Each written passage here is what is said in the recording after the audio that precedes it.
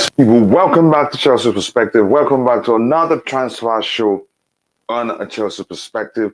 Again, for one last time, we are going to talk about Just Kunde before we move on. Again, we will talk about Wesley Fofana's links to Chelsea, how much the transfer fee is being talked about, and then how much will be that is Hakim Ziyech's link back to AC, has Hakim Ziyech a link to AC Milan, not linked back to AC Milan, and how much that is being talked about. We will talk about all those things. And believe me, it's going to be a great show today. And I'll be experimenting today as I'll be bringing on the panelists one by one, which means you only have two people at a time on the panel. Again, a good morning, a good afternoon, good evening. I wholeheartedly offer whatever suits your time zone. Please don't go anywhere. Sit back, relax, and let's have a brilliant show this evening. Let's get into it.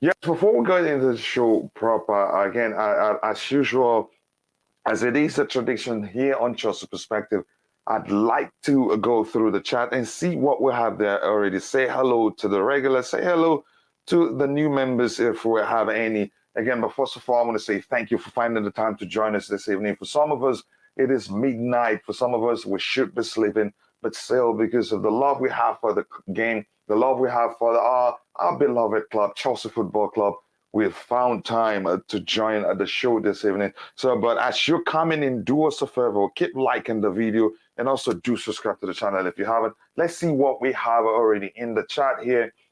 We have, again, I'm going to highlight this one because I really do like that one there. It says, I was told the lead was too expensive for Chelsea at 75 million. Now, Fofana is okay for 70 million, 70 to 80 million pounds. Pathetic business if Chelsea agrees to that.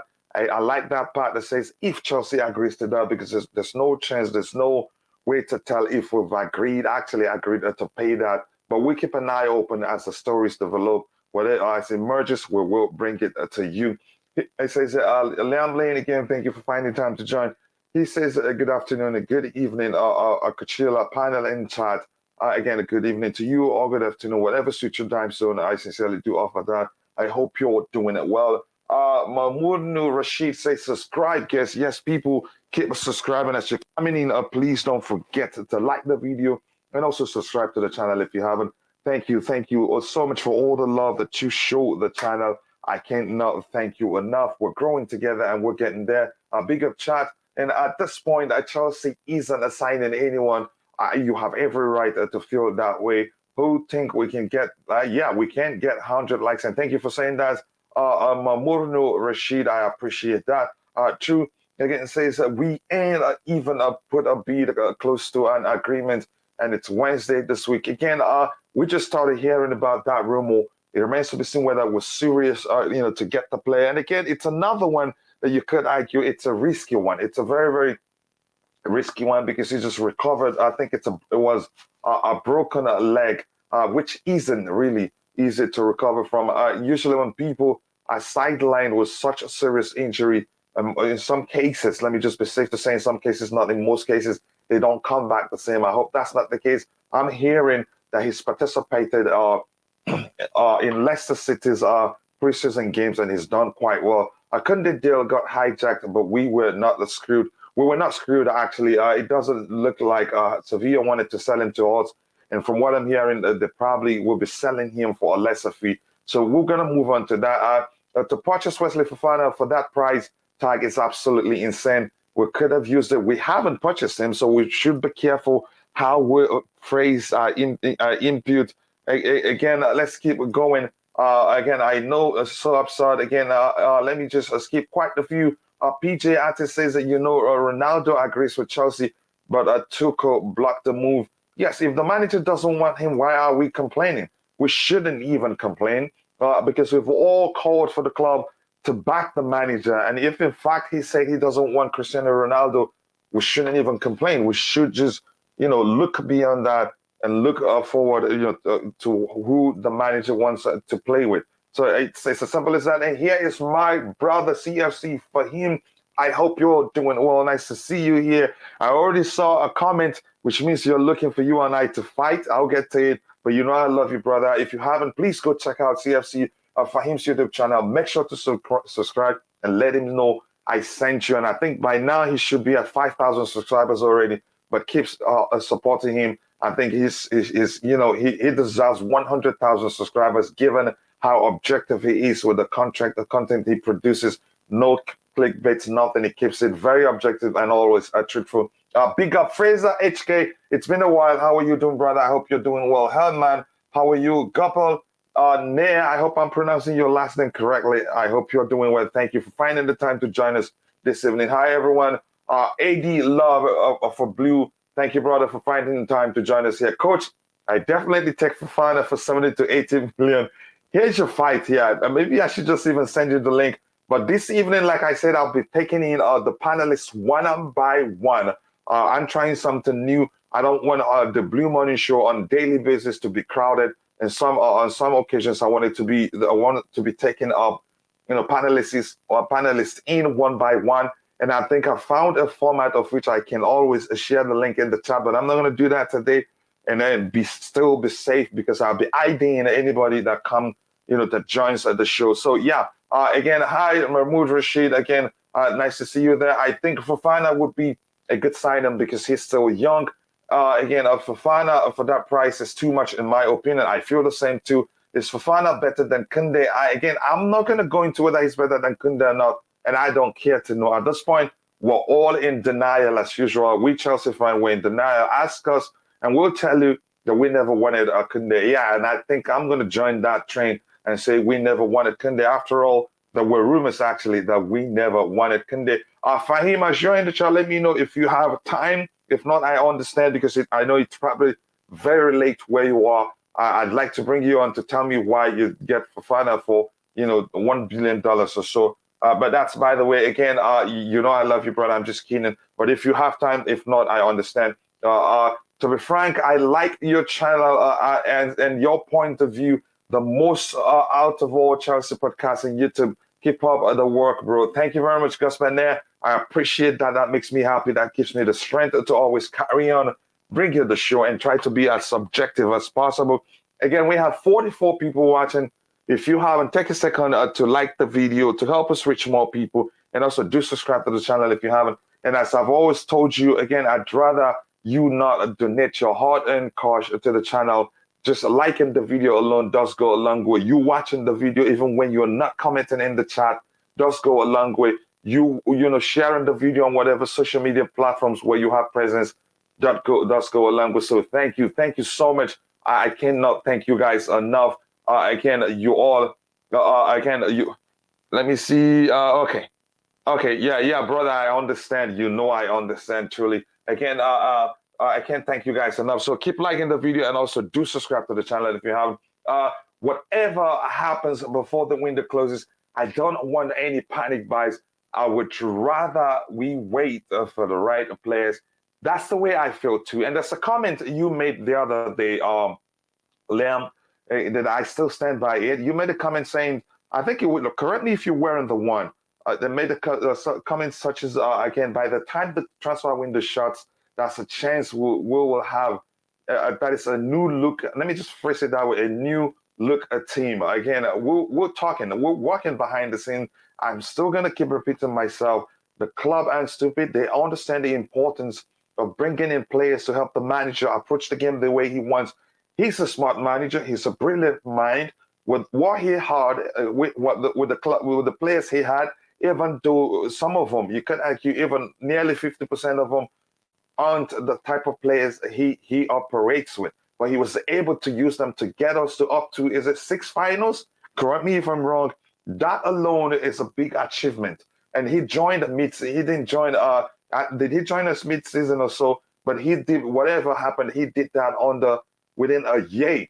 And so imagine what he can do if he has players that suits his, his preferred approach to the game. So we must back the manager. I says a CFCM for him, 78 million. Really good question. As Steve Chronic, ask him that question again. He's my brother. It's just that he doesn't have time this evening. I would like to, I would have loved to slug it out with him on the panel, but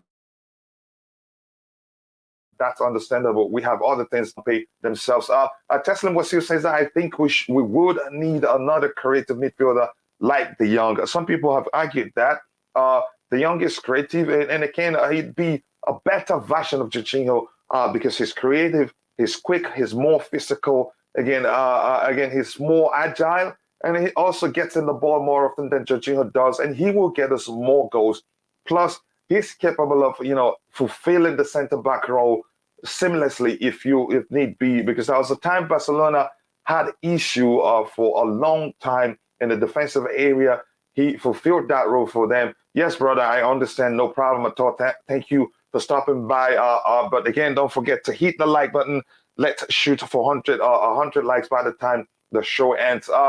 Now, we are forgetting an absolute gem in Sporting Lisbon's Ignacio. He is a left-footed, young Portuguese centre-back with a huge potential, excellent in the air, superb ball distribution, and amazing defender overall. Again, I don't know much about him. Maybe I have to research him, and then we'll talk about him here. But more importantly, I'd like us to really understand that it doesn't matter how long we talk about a particular player or how much of an argument we have about a particular player. Again, it all comes down to what the manager wants and what we're able to get. In this window, yes, we brought in 2 excellent players, but it just seemed it's been, overall, it's been a difficult window for us. Maybe not yet. I just can't say because there's a chance Juan Laporta, the Barcelona president, and Todd Ball is meeting. Maybe they had a gentleman agreement. Maybe they still let us get some players from them. The players in particular, I don't know. That is just a theory. I hope that's the case. I don't want Fofana to be a flop. So we have to be careful with if we sign him or not, because we don't need the same thing that happened with Lukaku. I think Lukaku's case is different. It's a unique situation. It was because some factors also we must talk about. Again, the failure, his lack of consistency, or the fact that he wasn't able to replicate the form he had at Inter Milan wasn't his fault alone. There were other factors. The manager himself is to blame partly. The players we had at the club are also to blame to a certain measure. He will be available for 50 million. Who will be? You're talking about the Sporting CP centre back you talked about. Okay, that would be nice. Fofana ain't won that much. Rather go for alternatives. Again, let's be honest here. The price is just mind blowing if you pay attention to it. But the truth is, I don't think there's no chance Chelsea would go and pay even anything north of 60. Because the truth remains, he just recovered from an injury.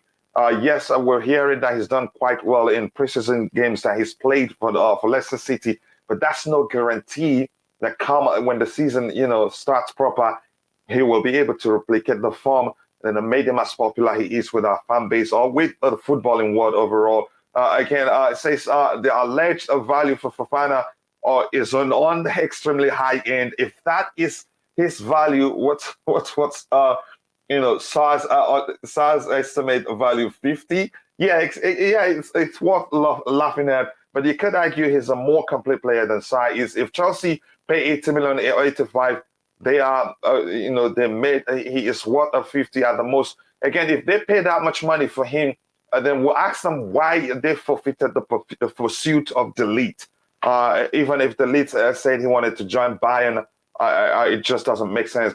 AD says Coachila, the only plus for Fofana is that he is Premier League proven. Again, be careful be careful how you base your judgment on that Premier League proven. The three-word sentence of Premier League proven is nothing to go by. We've signed up players from, you know, Liverpool. You know, the case of Fernando Torres. Although there are arguments that he's already, you know, a used up product before we sign him. There's Drinkwater. There are other examples of it. I don't want to go into that. That's no guarantee that he comes to Chelsea Football Club and starts firing on all cylinders. That is what something. If we can get him up for 60 million, we'll be good. And ask yourself, how about him just recovering from a serious injury? Do you think he'll be able to still be replicated the form, you know, he showed before he got injured or something like that? It's a broken leg actually, Coach. I think you haven't noticed I was referring to your title. Okay, now I get it. Yeah. Somebody has to make it make sense. I just don't understand. The Wilfred Zaha rumors is true. I'm not sure. I don't think. Again, usually before I start paying attention to such rumor is when we see so much smoke and then the smoke becomes so thick that they'll be able to read Wilfred Zaha on it again, and then you say, okay, there's something there, but I don't think there's anything there. But I'd take him over Timo Werner anytime, any day. I'd phrase it this way. I'd never say a Premier League proven. He's shown he can do it in the Premier League, and maybe he'd be able to do it at Chelsea Football Club. I have a feeling TT is a bit confused on what he wants. That was proved with a million of CB that well we're chasing.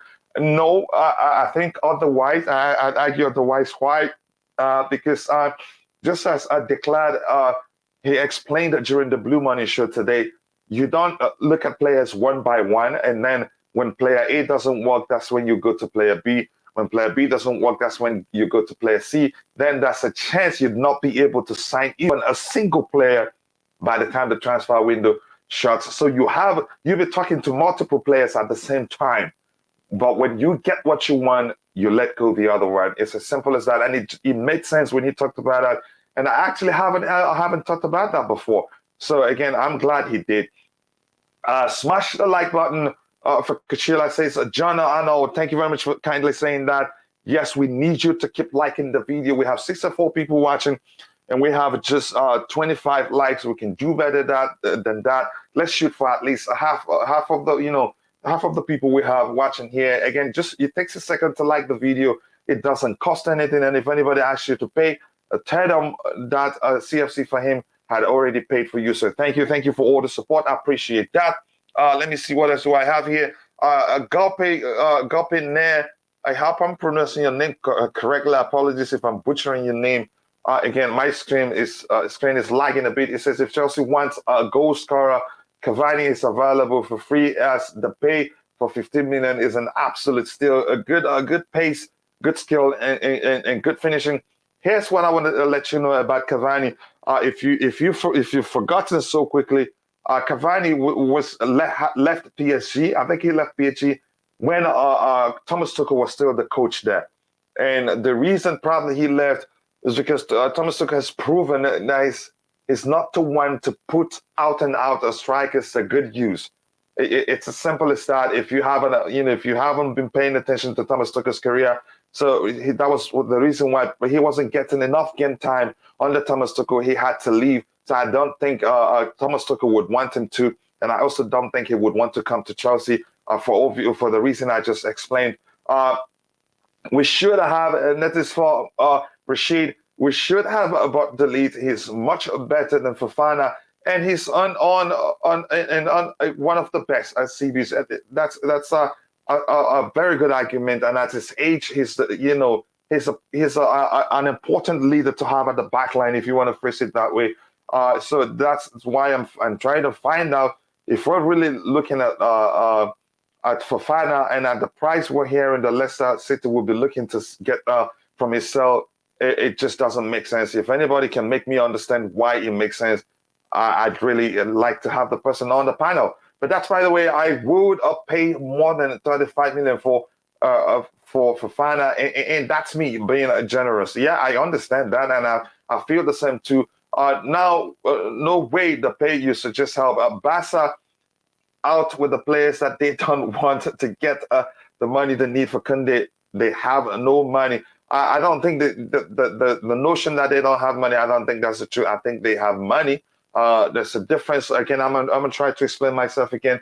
That's the difference between being broke and also being in debt. But I think we've been guilty of mixing that and judging Barca by that and thinking that they don't have money. That is not true. That is absolutely not the truth. Again, I want to say if you're watching, take a second to like the video. Let's shoot for 100 likes by the time we get to an hour mark into the show. Thank you for 65 people. I cannot thank you enough. You guys are absolute legend. Now, let's continue with the denial, as it is usual with the Chelsea fan base. But finally, let me read this comment. But we're going to move to the denial of Jules Koundé, whether we wanted him or not. Stop this Barca obsession. Exactly. We have to see what's available on the market right now. We are in a bad position. Procrastinating won't help. It doesn't matter if we are helping Barca. Our interest comes first. That's just. I think this. You could say this is the first brilliant. That's the first delicious comment of the evening. So please keep liking the video. Keep liking the video, people. And if you haven't, please do subscribe. Thank you very much for all the love you're showing this channel. We have 73 people watching it right now. We have 32 likes. Please keep liking the video and also do subscribe if you haven't. Glenn, how are you doing? I hope you're doing well. He says, big up coach, mods in chat. Thank you very much for saying that, Glenn. Again, let's go ahead with the denial. Buying Fofana for 18 million would be crazy. I'm waiting for somebody to bring on the fight and say he's worth it. Now, let's move on to the denial of whether we wanted Koundé or not. Again, first of all, before we went back for him again, the rumors were that Thomas Tuchel never wanted him, that he was suggested by the Chelsea board. He was going to be a board signing, which doesn't make sense to me in the first place. And now we can see total denial from the Chelsea fan base as usual. Again, and I'm joining that, boss. We never wanted him. That's life. We're humans, and that's what we do. So I'm gonna put up a poll. So you let me know how you feel about us. How you feel about us missing out on Jules Koundé. Let me put up the poll quickly. Just give me a second.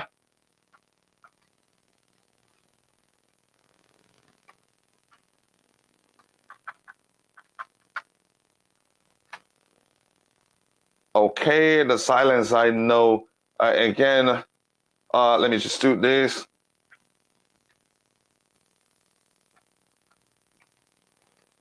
Your thoughts. Again, why you pick one option here? Let me know your complete thoughts in the chat.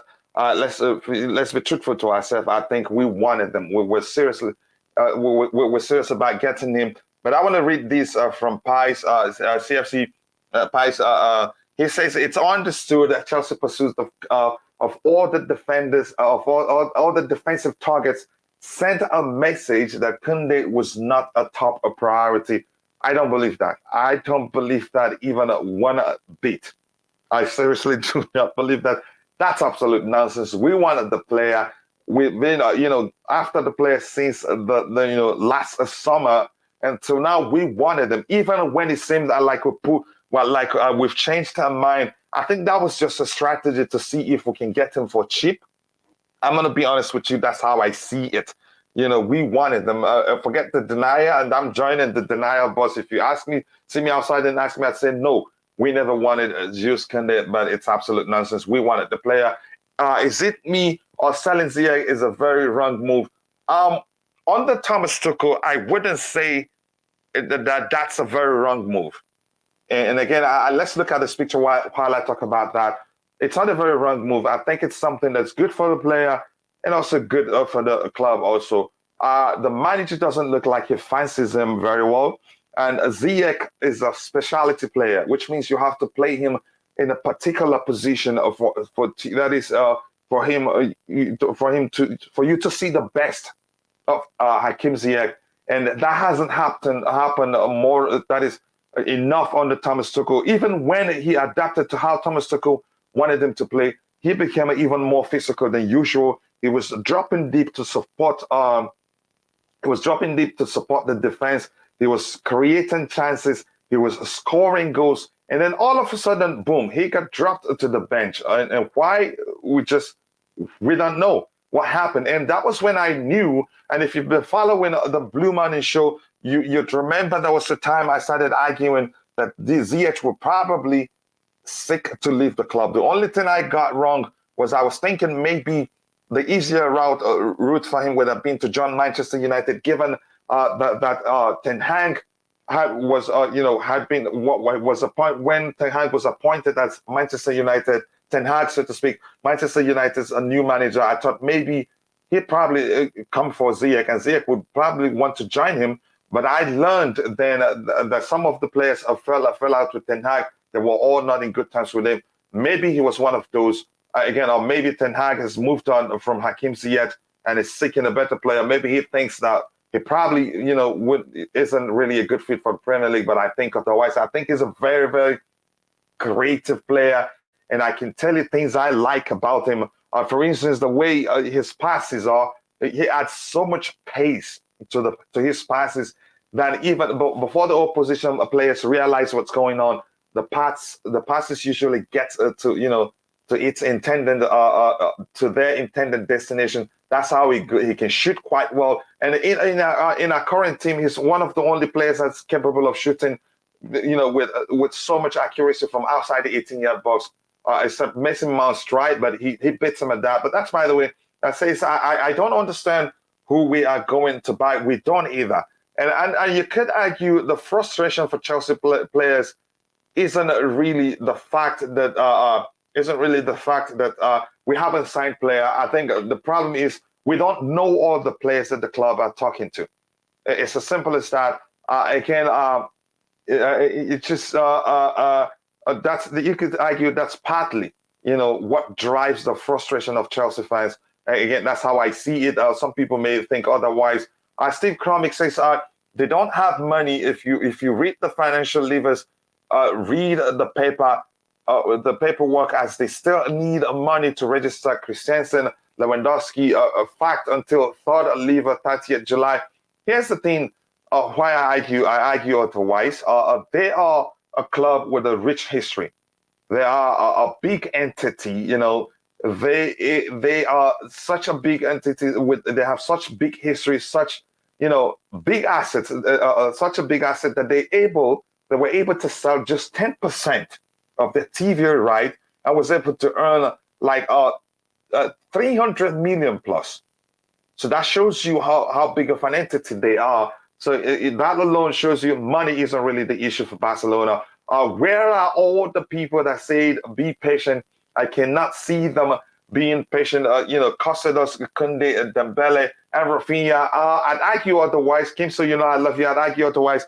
But here's the thing I want to let you know is this. I think I'd still say be patient. There are factors that we seem to forget because we're on the serious restrictions. And we weren't allowed to get players to put pen to paper. Yes, we were allowed to talk to players. We were under restrictions. But the priority then, I don't think the club even had the time to talk to players. The priority is when the whole sanction and the SOS conundrum were going on was to make sure that the club doesn't go under. Nobody had the time to even think about transfers. But that's why I want to say welcome to my sister, Chama. Hello, Coachila, and everyone in the chat. Nice to see you, Chama. I appreciate you finding time to join us here. So, Kim, I hope you understand that now. Kunde is mad at Chelsea because Chelsea was focusing on other players. Well, I'd argue we never wanted him. Do I think that's the case, really? I'd say no. That is just me being in denial. The money is at 65. I'd argue that if Barca struggle over next a few years, in success, they will go broke. Politically, they are too big to go into administration. You're a smart guy. You're a smart guy there, CJ. The league will change their policy so they can go private. Watch this space. Again, the truth remains, all the things have to pay attention to. There is a structure in place, put in by La Liga, which makes it very, very difficult which makes it very difficult that Barca, all the Spanish teams actually, it will be very difficult for them to do something that actually lead to them going into administration. I'm looking for the video that will show you why it will be difficult for Barca to be in trouble. No matter, again, even if they start spending recklessly, but I haven't able to find it now. I will look for it and then share with you. Again, Kimso said 50 to 60 million for Fofana. My ideal transfer, 50 million plus Kepa, because Schmeichel left Leicester. Has he left already? I didn't know that. Wow, again, that's a huge loss for them. Bally with another lunch schedule with Tottenham chairman Daniel Levy. Is this Bally guy, persistently hungry? I mean, you could argue that, but that's a hilarious tweet I'm going to share with you. And I'm going to leave you with that. I'm going to quickly go out and turn on my AC because I'm really sweating badly here. Sorry about that. Here's a tweet I want to share with you. While you look at it, I'm going to go, turn on the AC so I don't sweat to death here. Again, says this one says because each time we are about to buy a player, Barca will take advantage. For why? I don't know. Again, one thing I'd argue is this: I don't think our current owners they understand, the politics of the transfer market. And this is what I want to leave you with. This one just to quickly turn on the AC, and I'll be back in just a few seconds. So please keep watching the video, and also keep liking the video, please. Again, we're just at 38 likes. While we have 95 people watching, we can do better than that. I'll be back in just half a minute. So please keep watching.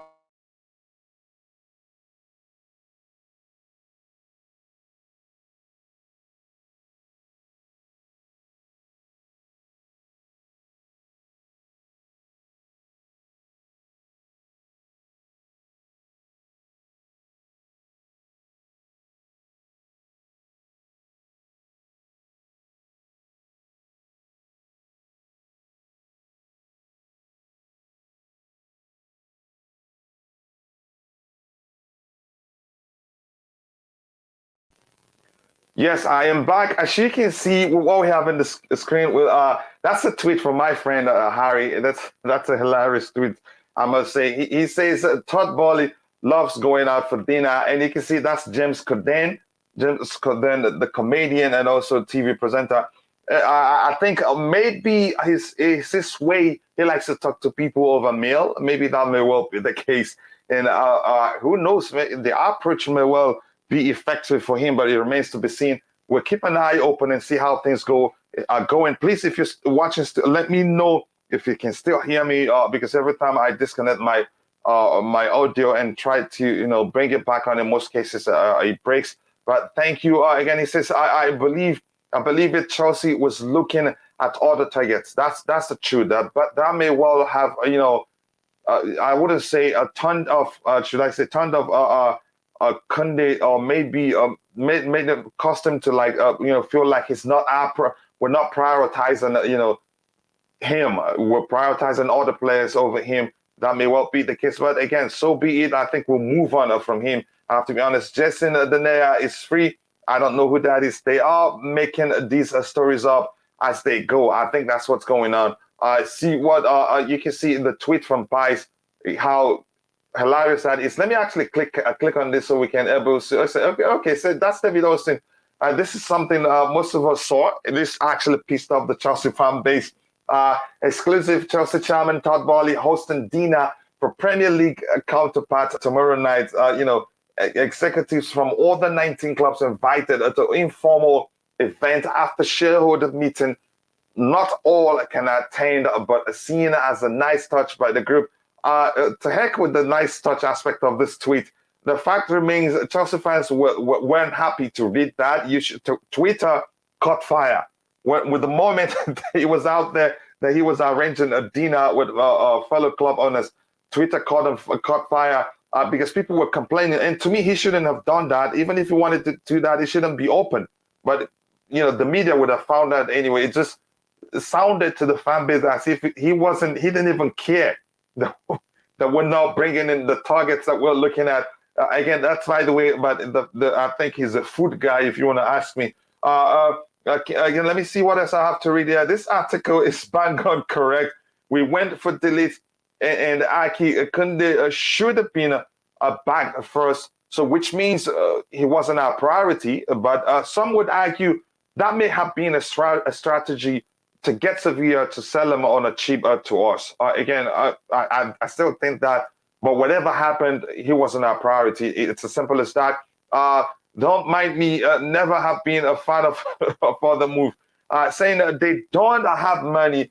If you had the financial levers, read the papers, work as they still need money to register Christensen, Lewandowski, fact until, but they still make it. The most they do, the most they would do right now is sell assets, which I've argued here before. Most of us do that. No matter how you want to talk about it, most of us do that. We're being in a situation where we're in dire need to find a way to solve a particular problem. Let me say financially, from a financial perspective, to be truthful to yourself. Have you never ever found yourself in a situation where you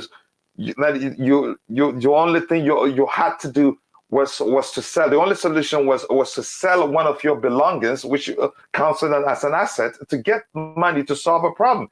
And there's nothing wrong in that. Again, they have an issue really in terms of getting the players registered. It's a problem. I'm going to find that video. I've talked about it a zillion times and I've not been able to find it. I think I'm hoping Just Viola finds time to, whenever she can, to send it to me so I can share with you guys so you understand what I am talking about really. Again, but that's, by the way, I'm going to try and catch up with the chat, so we'll go ahead and talk about Fofana. Come on, Hakim, we're waiting for you. Harvard, Kelpin, Harvard, how are you doing? I want to ask you this, Harvard. Let me know if you're excited for the launch of the sister channel, which launches in about 2.5 weeks, which covers all football clubs, not just Chelsea Football Club, and covers world football also. Let me know if you're excited about that. Again, nice to see you, and I hope he joins you because I want him to do well.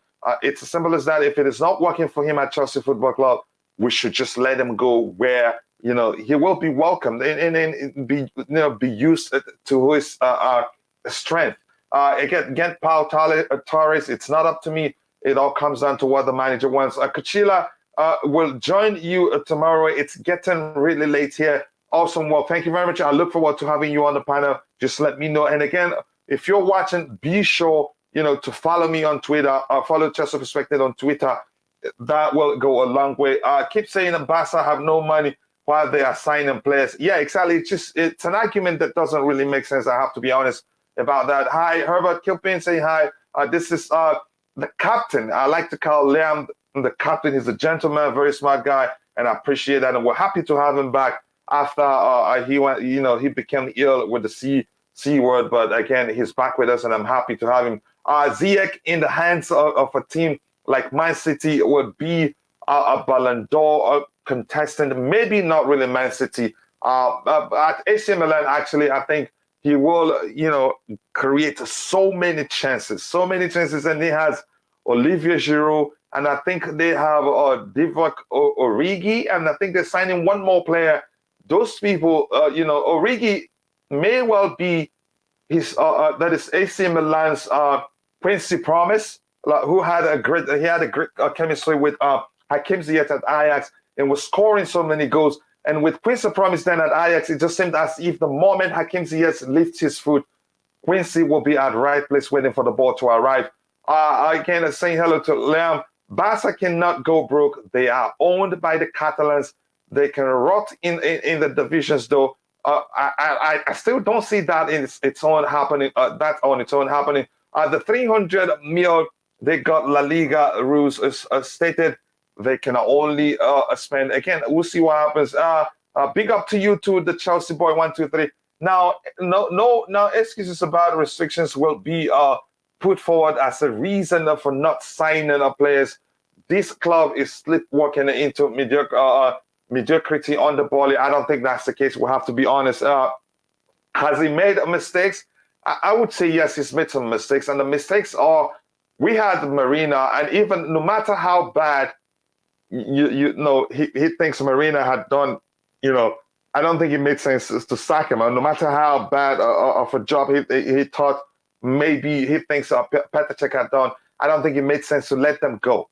Those people were already, at the helm of things before he arrived, and they knew the club's target, and probably have maybe had already started talking with them before he arrived. And we were told when they took over the club that Marina and Petr Cech will still remain at the club until the transfer window closes. But that changed. It just doesn't make sense. It's a transition period, and Chelsea, it's not a small thing. Yeah, it is a transfer window. It's about money, putting in beats and all that. But politics, you must recognize, is part of the whole process. So if you don't understand how to navigate the transfer window, how to navigate the politics of the game, you will not do well. So that to me was a mistake. They should have let them both stay until the transfer window shuts before we move on from them, even if it doesn't like them. So I still argue that was a serious mistake. I wouldn't have made such mistake if I was him. Says Barcelona did not get 300 million to spend on players as La Liga rules FFP stated. They could only spend 1/4. Okay, ratio that's 75 already spent. So again, Barca has no money. I really would like to educate us even further. I don't know. I'm not well acquainted that much. I'm not an expert on FFP rules. I'm not an expert on how much they're allowed to spend on all that. Maybe you can educate us further, and I'd be willing to read it so that others can learn from it. Barca better win something this year. Otherwise, yeah, we will. If they don't, we will banter the life out of them. I have to be honest. Again, I have a frozen screen. I'm going to try to shut down some of this stuff I have open here. I sincerely do hope you can still hear me because it's becoming a problem here. Again, let me see what else I can shut down so that my screen can start working. Just give me a second. Again, like I said, I think Chama, you've made a very, very important comment. After signing all these players, they better win something, or else we get back at them because they've been bantering us to death. In the sense, if you see how they're bantering us, making jokes of how they've snatched up all our transfer target under our noses, and the banter includes they will soon come for our captain, and that maybe soon they'll also get Thomas Tuchel to come become their kit man. That's how bad it's been. You should see that yourself. Again, I was so freaking annoyed when I saw that. I couldn't believe it. I hope they win something, because if they don't, or let me say, if any of the players that they're spending their money on, if they falter, they'd be in serious trouble, because we're paying attention to how well they're doing. But Andreas Christensen, so far, the games I've seen him play for Barca, the last game I watched, he played for Barca, he looked at home. So again, that's, by the way, sorry if you see my screen is lagging due to me having so much stuff open, but I think it'd be better now because I've shut down quite a few of those things that are causing the issues.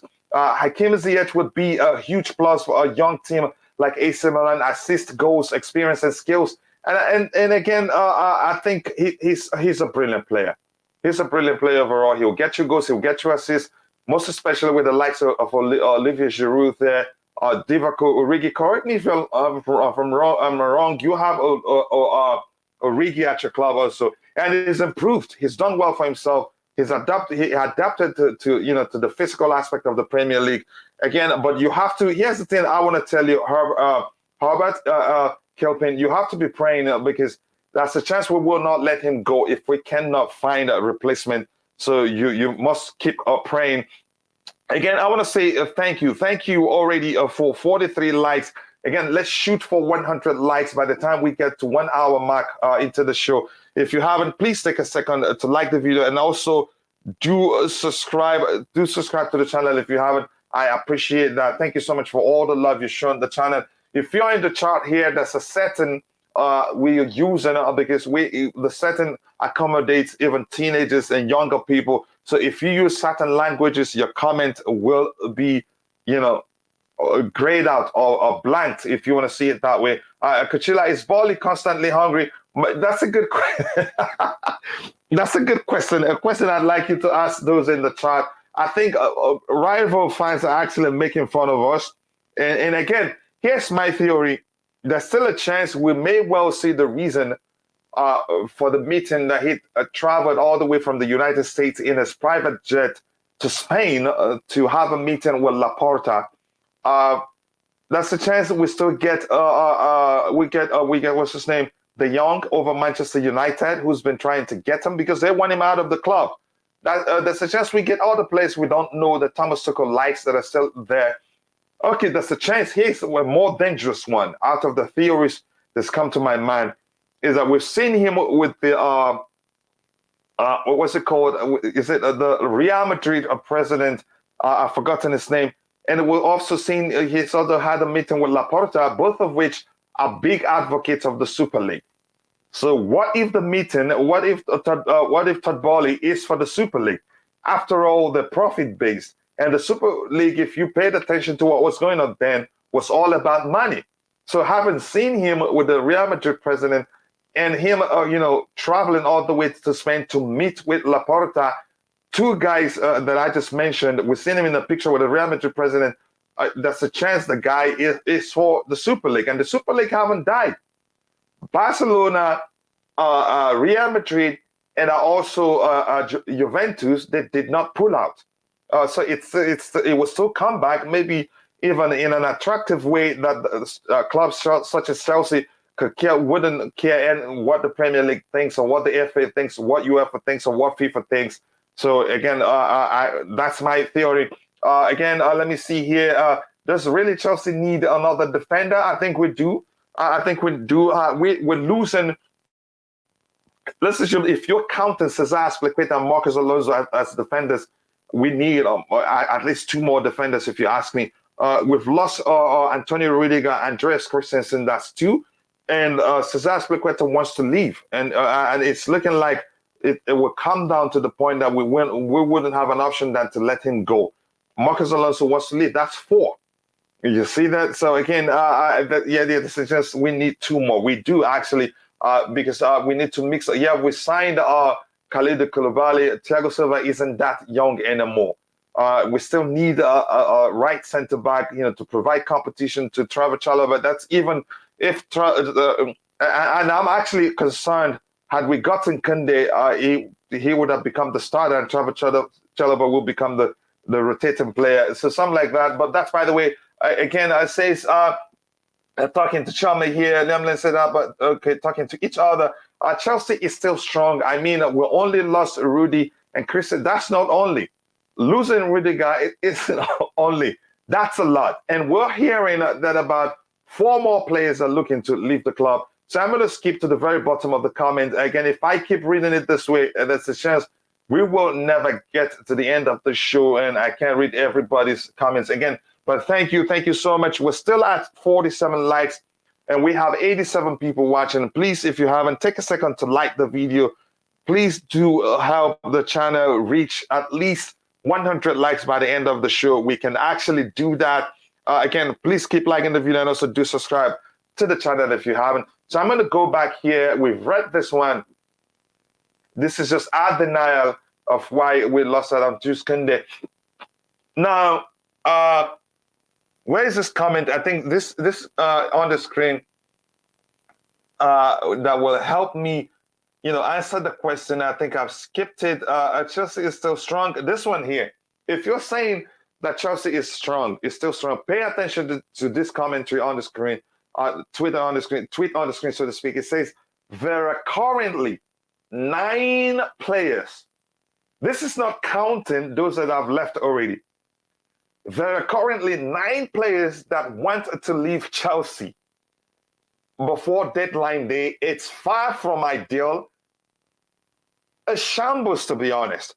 And it's impacting the chances of starting the season well. Thomas Tuchel wants this situation sorted, and it's not going to be that simple. If you're paying attention, that's why when I read this coming from Enro Shita, I said, no, that's not possible. There are currently 9 players that want to leave the club. That creates a serious problem if you're paying attention. But that's why I'm going to move on to it, which means, most people, at first I was thinking that maybe we need just about 6 signings or so. But this clearly shows you that we need more than just 6 signings, of which, of course, we need up to. now you can say 11 signings.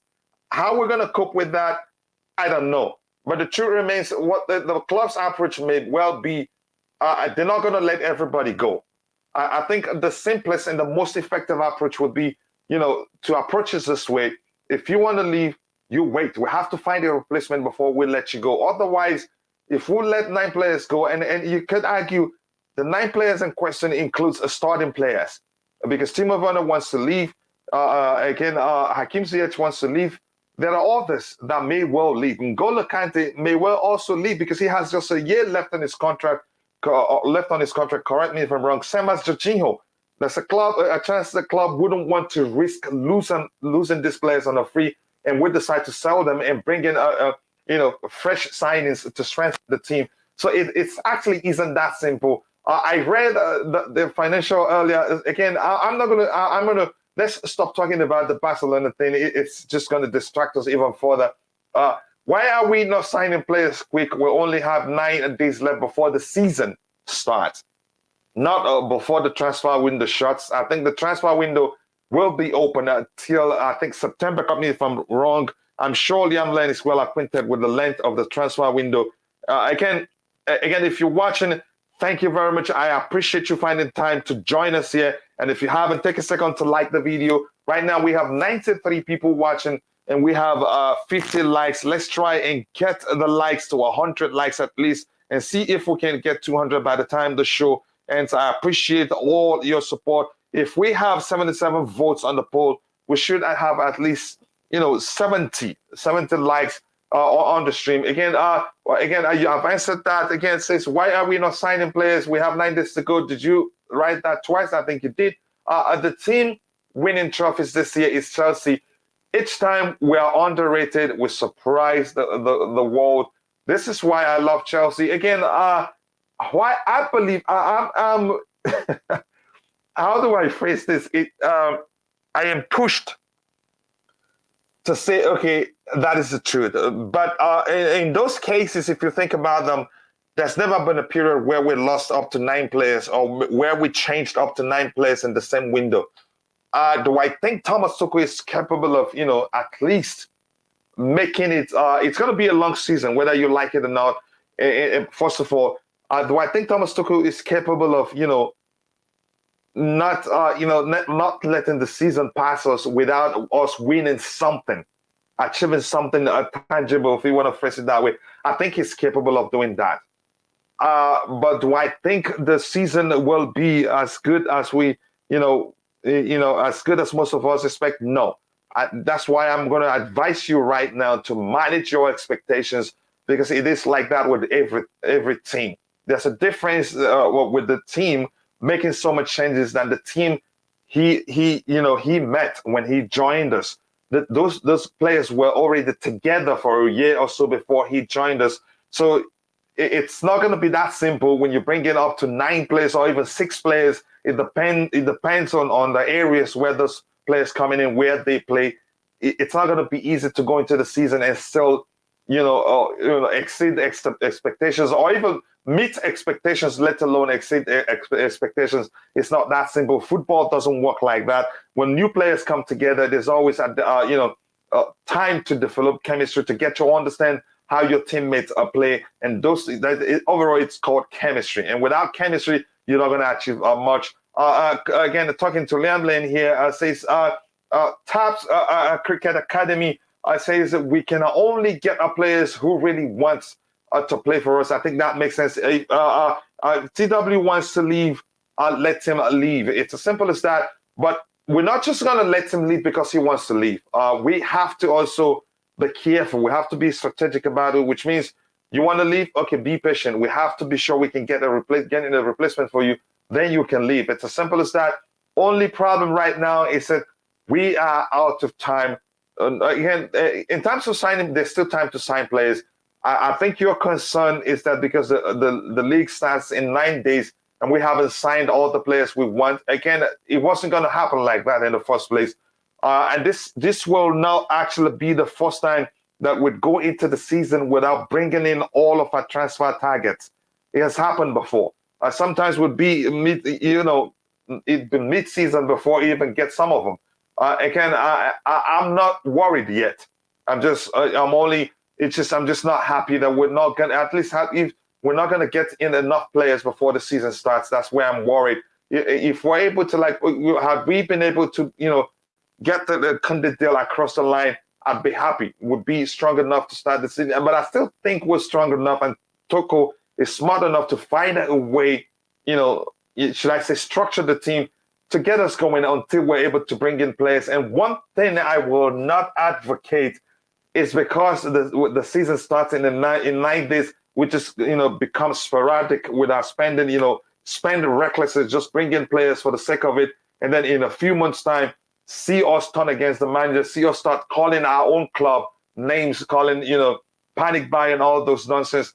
Let's be strategic about it. Even if we don't win a trophy this coming season, it's not going to kill us as long as we make it to the top four and have Champions League football to be able to attract top players the following season. I'd be okay with it. My point is, please temper your expectations with patience. That's what I'm trying to say. Again, Adam, where are you? Nice to see you here, my friends. He says, hey, good evening, coach. Don't forget Alonso and Aspi could still leave. I think they will most definitely leave.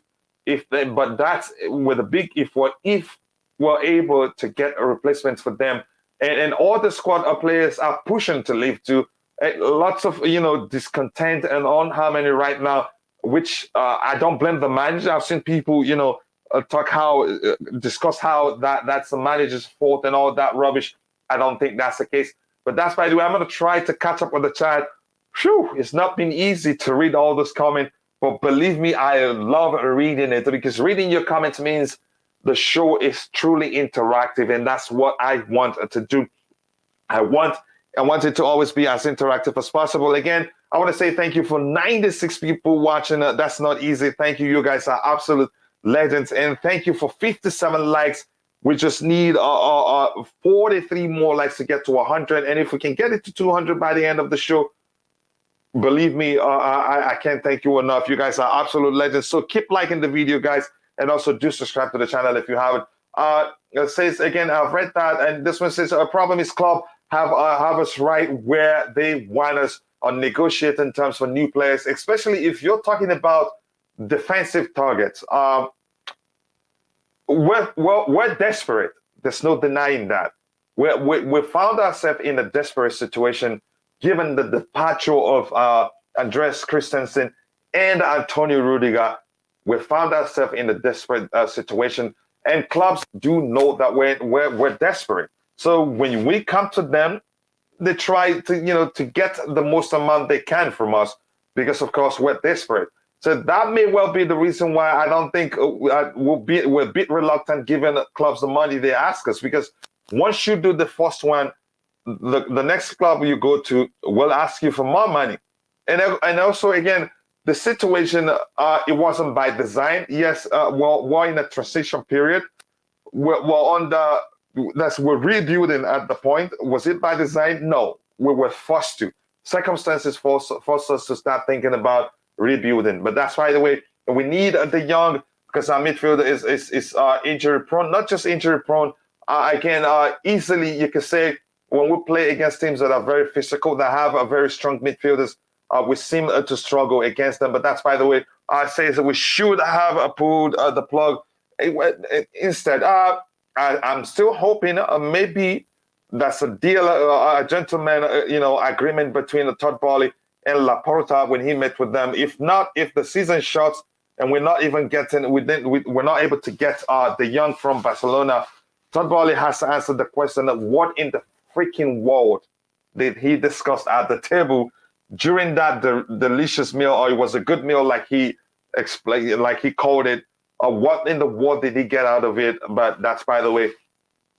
Choma, thank you again for staying and helping keep things clean. That is the problem. When you get a new owner, things change.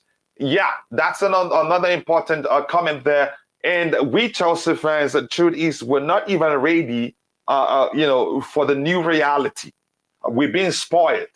Some would say we had the sugar daddy who spoiled us, whom by now, if it was under Roman, chances are, or even if Roman, managed to still remain, if they've managed to remain the owner of the club. At this point, some of those, even Kunde, I'd see him saying, pay the buyout clause. We've done that on occasion, and that wouldn't be Kunde's case wouldn't have been an exception, because Roman usually throws money at problems and gets it solved. If we wanted Kunde and we have defensive issues and we had 2 players leave the club, he'd say, pay the money. You know that already. We've seen that when we wanted the goalkeeper, when Thibaut Courtois went AWOL, we paid the buyout clause to get Kepa Arrizabalaga. But that's, by the way, again, that's a good comment. We've been conditioned, and it was 15 years under Roman Abramovich that we thought we can just get whatever player we want at whatever price, and in most cases, players that doesn't even suit the way the manager plays. All we just wanted the biggest names in football, in the football world, and again, we haven't learned to leave on the tenureship or ownership of those that are profit focused, which is what we have now. We're even lucky that at this point they've spent quite a lot because it counts as an investment, and they want to start well. But that's, by the way, I guess you're right. It has to be that way, to compete on a high level. September 1st, win the shots. Okay, we have about how many months now from now? Again, go down the list and keep options open week to week. There's deadlines all clubs should adhere to. Now, we're probably going to do loads of ins and outs on deadline day. Mark my words, maybe deadline day, or maybe some will happen on deadline day, because we'll be desperate then, and we have to bring them in. Again, I'm going to scroll to the very bottom because I can't continue reading all the comments. If I did that, I'd pass out before we get halfway into the show. Again, we have 103 people watching. If you're watching and if you haven't, please do take a second to like the video and also subscribe to the channel. Like I've told you, you don't have to donate your hard-earned cash. You being part of the conversation, even when you're watching and you're not able to comment, those things do go a long way, and I appreciate you finding time to join. I can't thank you enough. Again, thank you for 63 likes. We need just 37 more likes to get to 100 likes. So if you haven't, please take a second to like the video and also do subscribe to the channel. Again, thank you. I cannot thank you enough.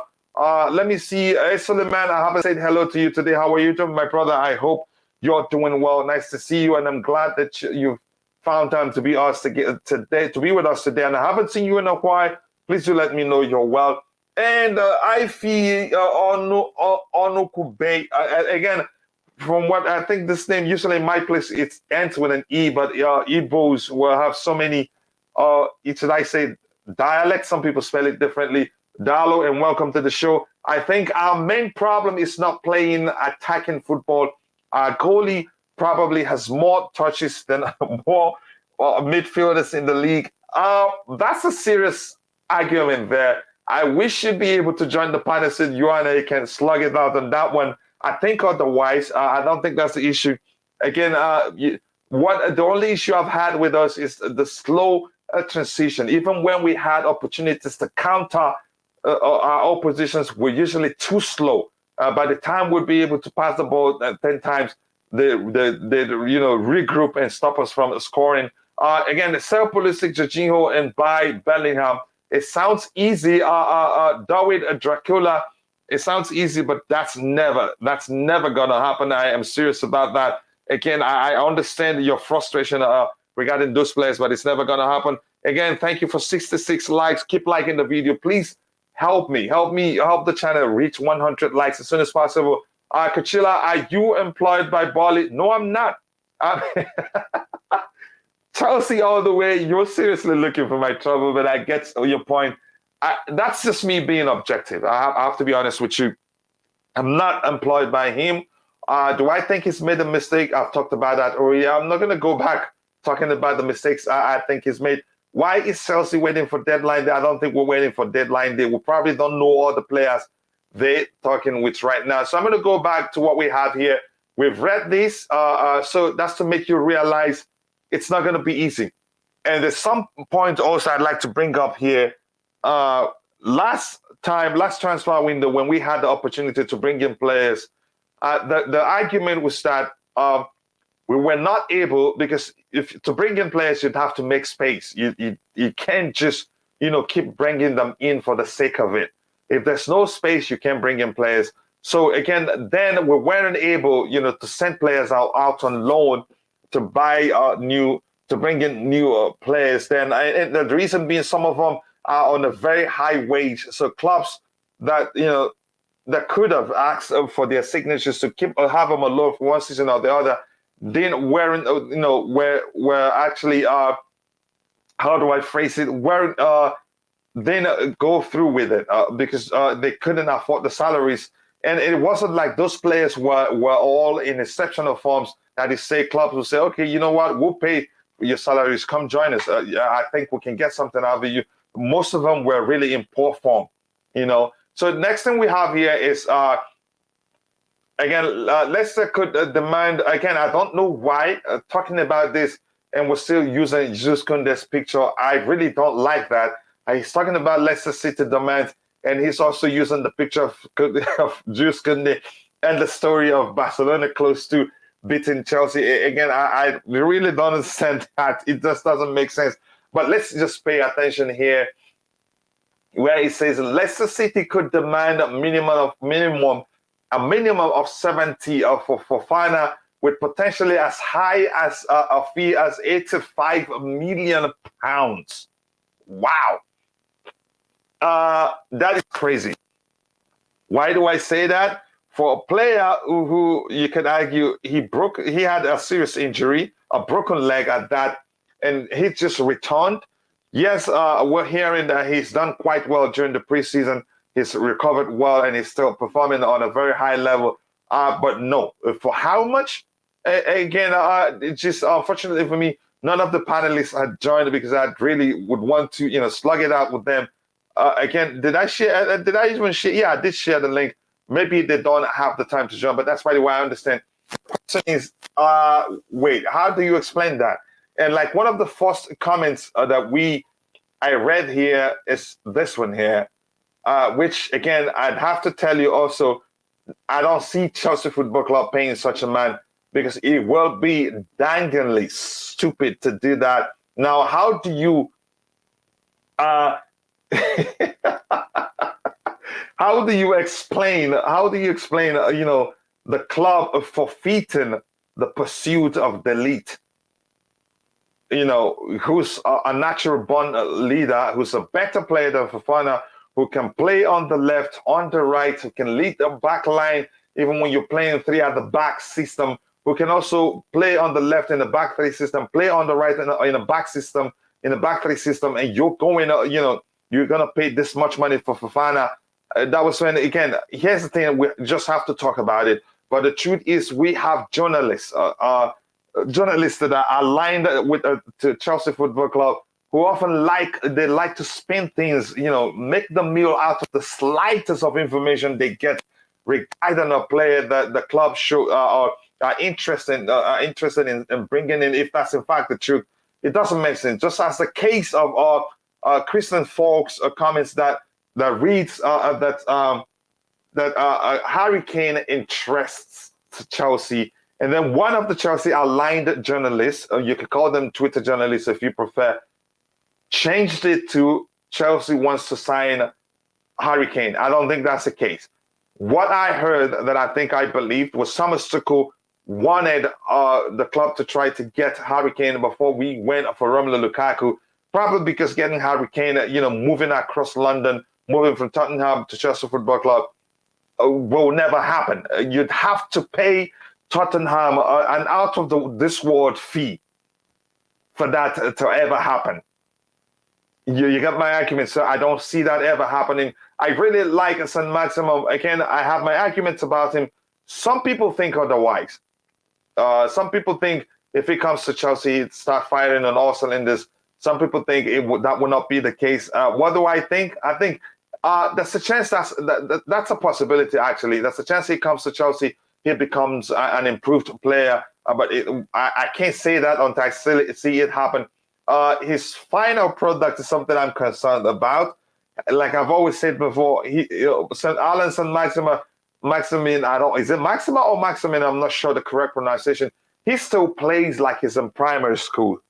He still plays like a raw talent. And sometimes he even dribbles himself. Do I think that's a chance he comes to Chelsea and become an even better player? Yes, of course. We've seen that happen.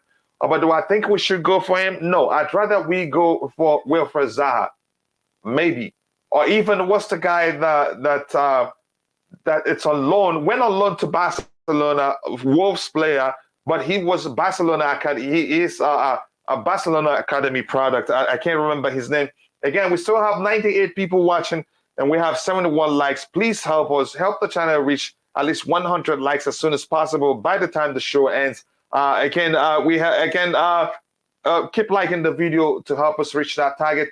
Not worth it. Go for Ndika from Frankfurt. Can you tell us more about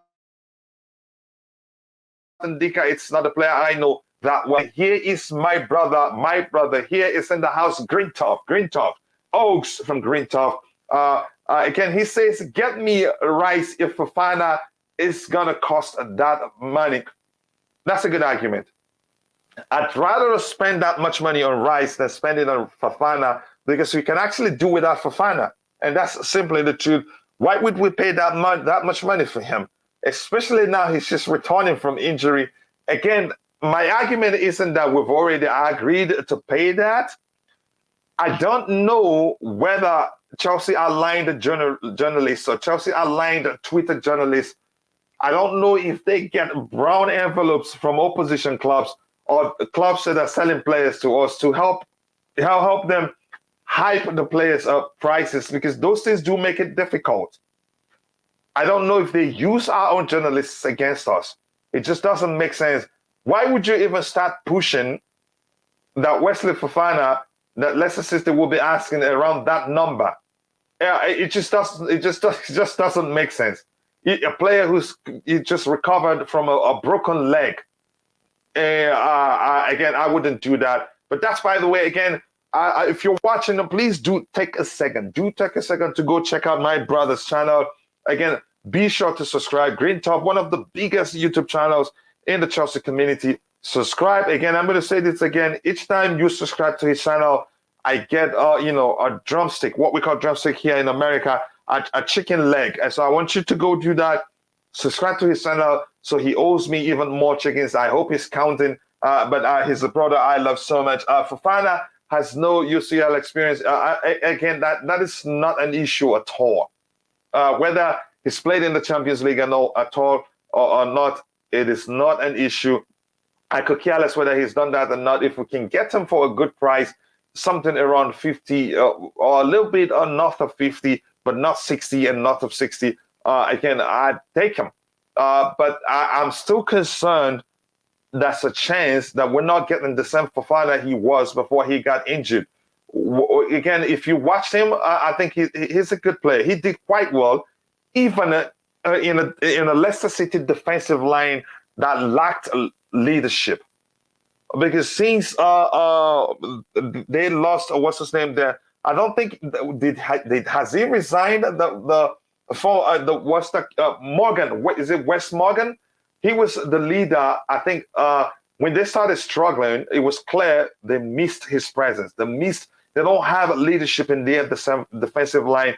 You could argue that's the biggest problem. They don't have an experienced head that can lead them.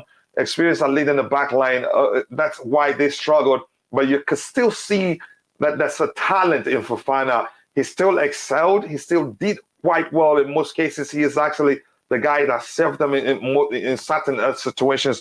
Again, it remains to be seen. Hey, Suleiman, what's your stress, mate? Asking for a friend.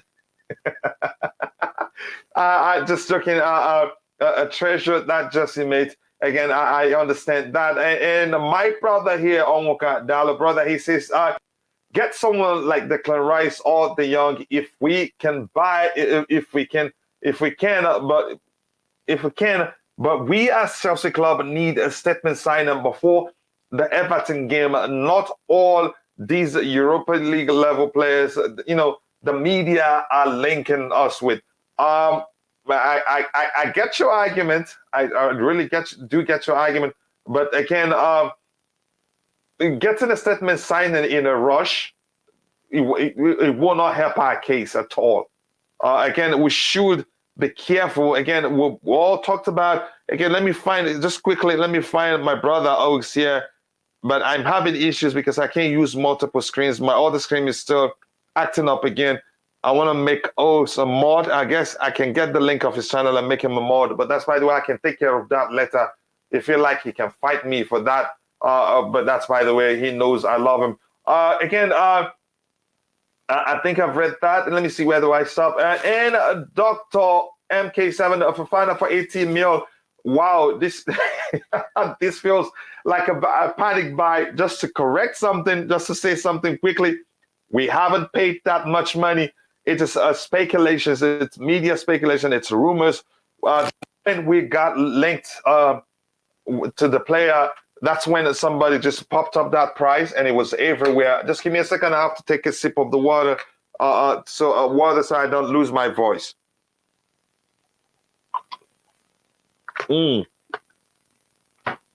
Thank you. I needed that. Again, I don't see that happening. It looks like most best players for Chelsea came up from French league. Eden Hazard, Czech, Mendy, Kante, Thiago, Drava. Can we raid France? I think that's a good argument. We've been quite unlucky when we talk about, for instance, I'm hearing that I think somebody's saying we've already put in a bid of 40 million pounds for a South American player from a South American club, which means that the new owners aren't paying attention. And again, there's a chance that changes. Again, all the players, except for Oscar, I think you could argue Oscar did well for us. All the players we signed directly from Brazil or some South American clubs, they've all struggled.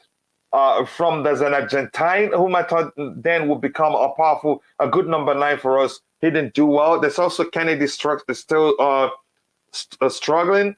There's a few of them. There's one that went on loan to Inter Milan. I think when Mourinho said he's too mature for his age, but we loaned him out. I've forgotten his name.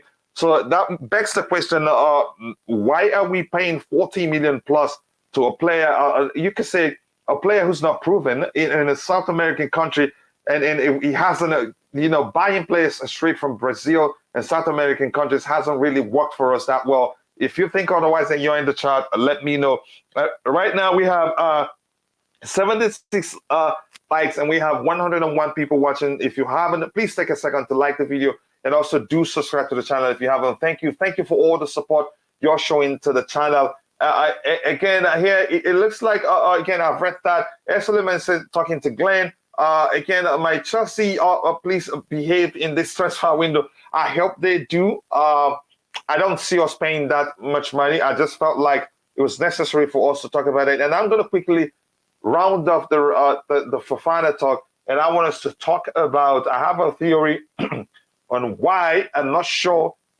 Excuse me. If the was it Hakim Ziyech deal to AC Milan will be a loan with an obligation to buy, or whether it's a straight up sell. But from what I've heard before, is Chelsea want to sell him. They want a straight up sell. They don't want they don't want a loan.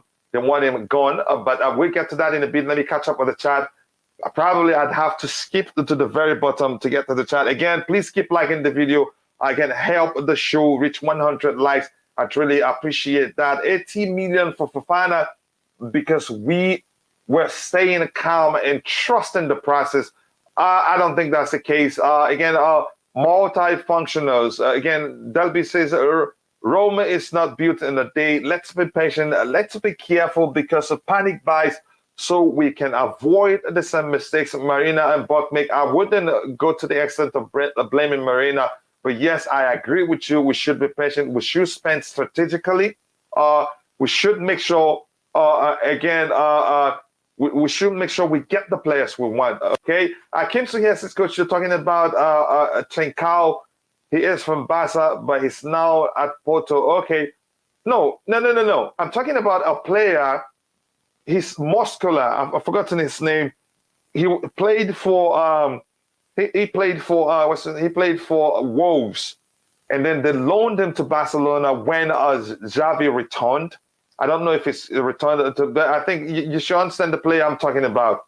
But go ahead. Zaha is good, definitely worth if we can get him. I'd rather us go for Zaha than St. Maxima. Suleiman says Olise is the name we should be going after. Olise at this point, you could argue, I don't know, I don't want to fall into that trap of saying he's one for the future, and then boom, Man City gets him or Manchester United gets him, and then I'll join the the blame game train, and I don't want to do that, really. I don't want to do that. It just doesn't make sense. My brother Greentoff comes again. He says St. Maxima will improve with coaching, if you know what I mean. I understand what you mean, Oaks. Again, but here's my argument. If you need that much coaching, I don't call it coaching. Maybe guidance would be the best option at this level. If you need that much coaching, then you have to revert your age, become admissible again. You become go back to an age where you'll be accepted into the youth team, so that the coach can only focus on not just coaching you to become a better player, and not say, okay, here's how I want us to approach this game. But again, that's my argument. I understand what you mean. I think he can become a better player at Chelsea. I do believe that. St. Maxima is not what you think he is. Yes, a good dribbler, but a terrible finisher. Still plays like an academy player. We don't need him. I think you and I understand both. But there's a chance he comes to Chelsea and becomes a better player. Let's be factual here. Again, there's no way to say what the outcome would be, what a manner of player he will become if he joins us. I have to be honest about that. It says he's a left centre back with great potentials and will be a reasonable price. Yep. Hopefully, it's not something north of 60, 70 to 85 million pounds like they're quoting. Why are we not looking at the pie? I don't think he's good enough for Chelsea. Here's my opinion. When you talk about the pie. It says, here's the thing. If you want to talk about the pie, you could argue the pie is one heck of a talent that has not been able to reach his true potentials. Or you could argue that the pie is maybe one of the most underrated players. That it depends on how you want to see it. But here's what I would say. If Thomas Tuchel wants him, who am I to blow against the wind? Because the truth remains, we've all called for the club to back the manager. And if, in fact, the club, what they're doing, if they're trying to back the manager, if the players are looking at means they want to back the manager, I wouldn't argue against it. They're doing exactly what we want them to do. So if Thomas Tuchel today says he wants the pie, maybe the pie will be the guy to get the scoring goals. So be it. Let the club get him the pie. It's as simple as that. So I wouldn't argue against that. And Lala says the pie would be good for you. Only 15 to 20 million. Think about it. Hey, Lala, I respect you and I love you. And when you're one of the, I don't know if you're a woman or a man, but if you're a woman, you're one of the queens of the house, and I respect you so much. But here's the truth. It looks like you're pushing towards all the players you don't want. But that's hilarious. Again, we have 106 people watching, and we have 79 likes. So if you haven't, please do take a second to like the video and also subscribe to the channel. Again, I'd be ungrateful not to say thank you for 79 likes. That's not easy. So thank you so much for 79 likes. I sincerely do appreciate that. Again, you guys are absolute legends. The reason you guys, your love, the love you show to the channel gives me energy. That's why it doesn't look like I get tired, but I do get tired. But because you like the videos, because you support the channel, I feel so strong to always, create the content for you. Again, let me read this one here. I want us to really move on from the pie. From the Fofana story. Between Skriniar, 70 million euros. Not sure what's taking so long going on for this beast. He's 5 million euros more than a Kande, but we're sitting sleeping Inter don't really want to sell him. Even as we're going, I think Chelsea actually would rather go for Skriniar rather than what's the Dutch international, the Dutch right back or right center or right wing back player. But they've been reluctant to sell. Even they rejected a bid from Paris Saint-Germain. I think they want to keep him. And I learned from Ty in the morning, I think they are actually on the verge of offering him on a new contract. And maybe they're confident that he's going to put pen to paper because it's a huge risk for them, given that he has just 2 years left on his contract. Because I was questioning, I was questioning why we were actually why they were actually reluctant, why they didn't sell him to why didn't they sell him to PSG. I want him. Why do I want him? He's capable of playing on the right and on the left, even as right wing back, as right back, right center back, and all those things. When Bastoni got injured, I think he was the guy that saved them. But Inter doesn't look like that we're going to sell him. Even from what we're seeing in the media, Chelsea knew that it was never going to be easy to get Skriniar. Do I want him? I really do want him. If we get him, I actually would prefer Skriniar over what's his name, over Jules Koundé. Even though Koundé, in terms of ball carrying, does better than him, but I think he's more aggressive. Again, this is not me being in denial because it looks like Koundé will most likely join Barcelona. I will take Fofana over Colwell. Like it's easy. Same age. One is a proven EPL baller. The other didn't play more than 30 games in the championship. Besides, Fofana been talked about. Again, here's the thing. I'd rather us keep, Colwell if you want to talk about that.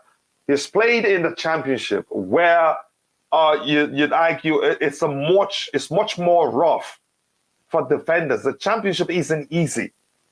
Yeah, there are more quality players in the Premier League, but the Champions League isn't easy. You could call it the championship is an acid test. If you're talking about players' ability to play in the Premier League, we've seen teams come from the Champions League and how well they do in the Premier League. They just need a few quality signings to fortify their squad, and then they're good. We've seen a club sign player straight from the Championship and see how well they've done in the Premier League. Again, that's, by the way, it depends also. It all comes down to the players you have around you. So Colwell having the likes of like Bobby Smokey Singer has argued before, having the likes of what's his name, the likes of Khalido Koulibaly, Thiago Silva around him. There's no better place, to mature, to develop than Chelsea Football Club at this point. And I think the player himself, knows that. And that's why we're hearing he's not pushing to leave the club. Again, before I continue, I want to say thank you. Thank you so much for 85 likes, and thank you for 107 people watching. Again, if you haven't, which means we need just 15 more likes to hit 100 likes. If you haven't, please take a second to like the video to help us reach 100. And if by the end of the show we hit 200, I would say I will thank you even more. I'm really seeing why are we not going for Depay? Do you really like him? Again, if Tuchel likes him, I wouldn't argue against that. And you don't know, maybe that was what Thomas Tuchel discussed with Juan Laporta during that, you could argue, mysterious meeting in Spain, but we don't know. And what's your view on Aspi to Barca?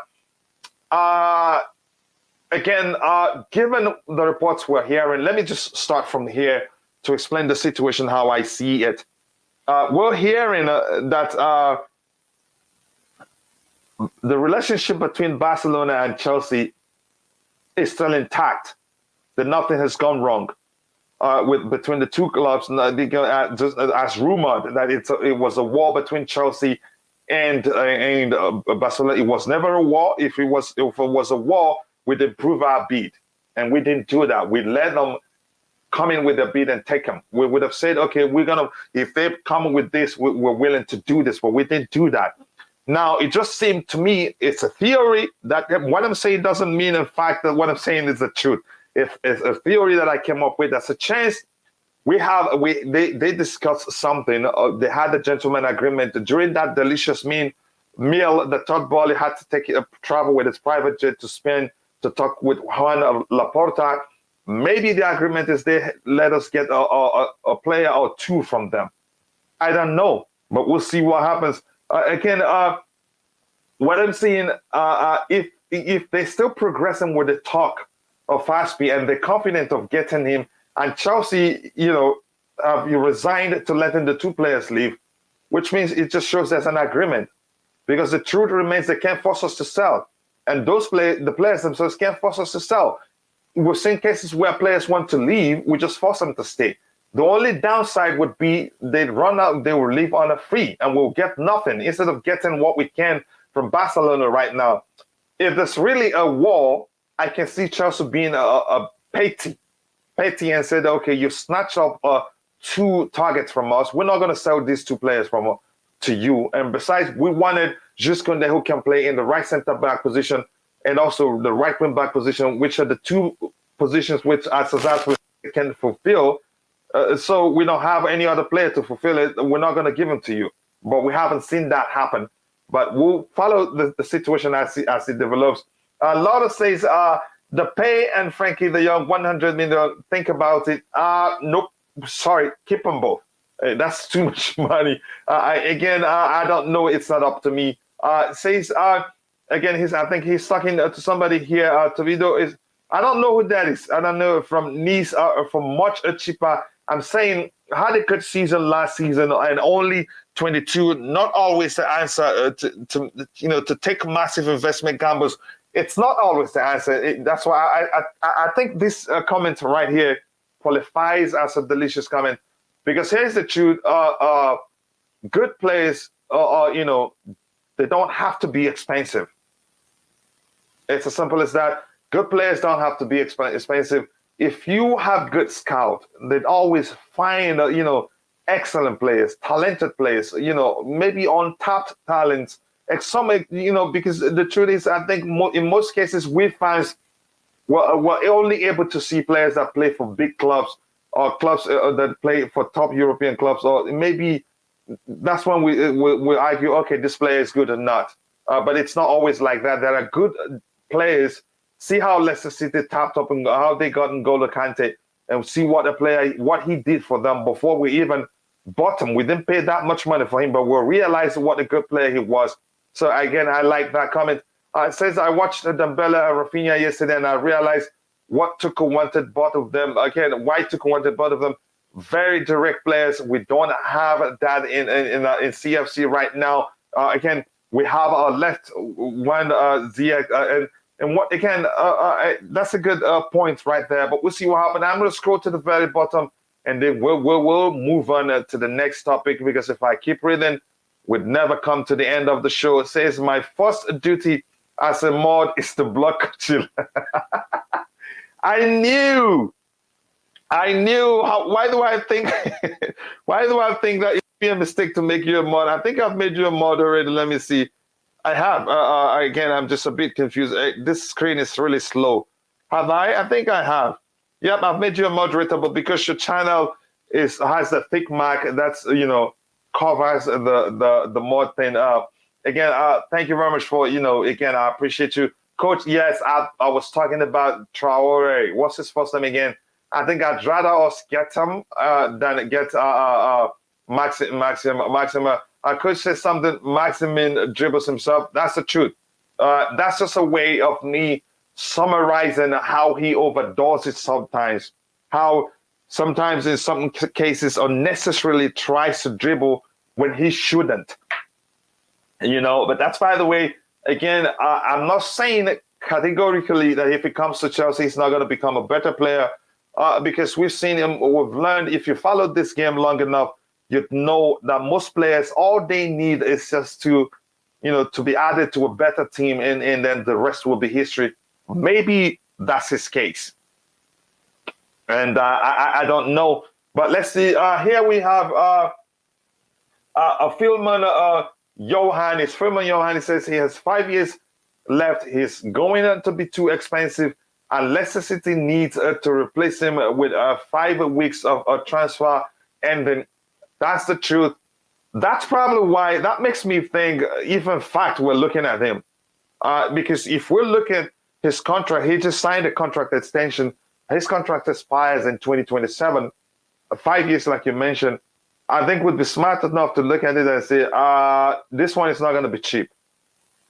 Maybe, but I don't think it'd be up to 80. I don't think that. I think that's too expensive. But that's, by the way, is Fofana injured? No, I think he's returned. He's recovered. And this is Phantom of many topics. Again, if you haven't, please go check out his channel.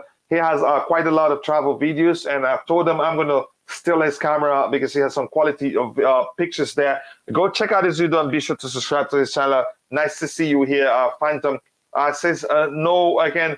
It says, again, what we have here, I can see Chelsea panic buying. I don't see that happening on the third volley. I don't see that happening on the third volley, but the truth is, would still bring in some defensive signings. For me, Fofana is the best alternative to Kunde. Fofana is truly the best.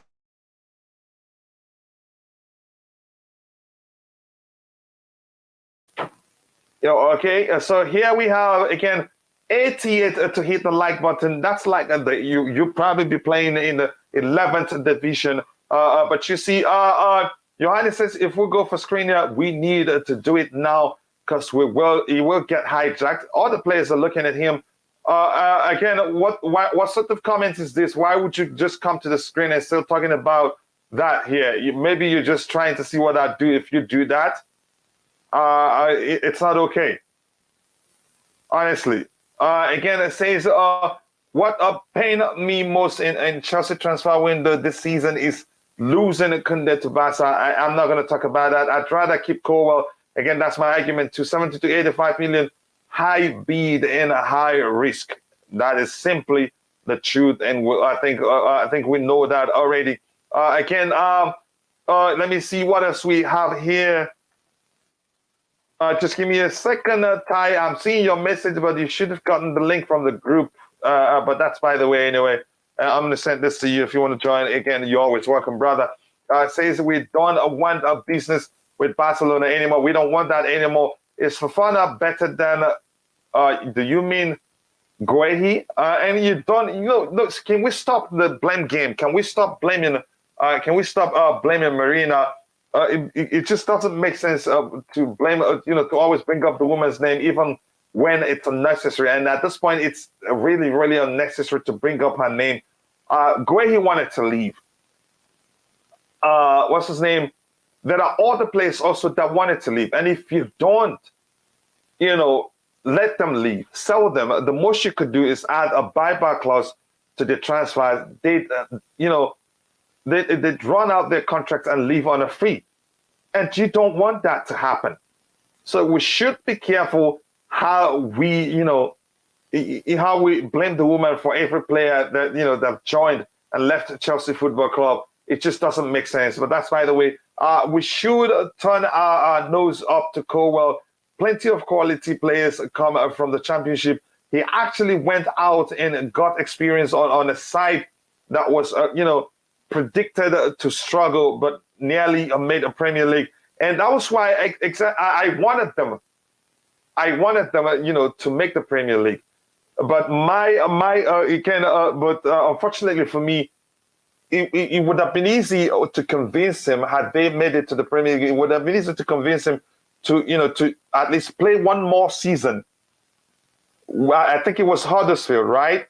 Because he'd still be on a high then. The bond will still be there, and then he'd accept it because the team has made it to the Premier League. It's okay. He'd accept it to show that he can actually play in the Premier League also. But unfortunately for him, they were unlucky. And if you ask me, I thought, if it wasn't for bad officiating, that they have made it to the Premier League. Interesting question. Is Fofana better than Guehi?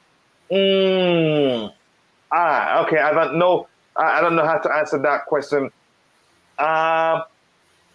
Again, let me be honest here. I don't know Guehi's quality that much. I've watched him on occasion, but I haven't paid attention to him that much from a scouting perspective to say to say, okay, this is how he differs from Fofana and which of the players I'd prefer. But Ty, I'll let you take that one.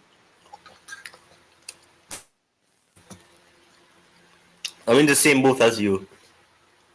Yeah, it's difficult to say, but I'd say again, from what I've seen so far,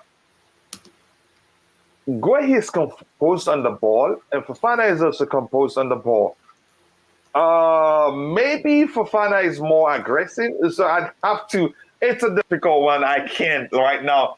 I think those are different issues because when Todd came to the club, he came with the intention of rejuvenating the squad with top level players. Aspi and Marcus Alonso should be a part of the past. Yeah, but you welcome him to your club, right?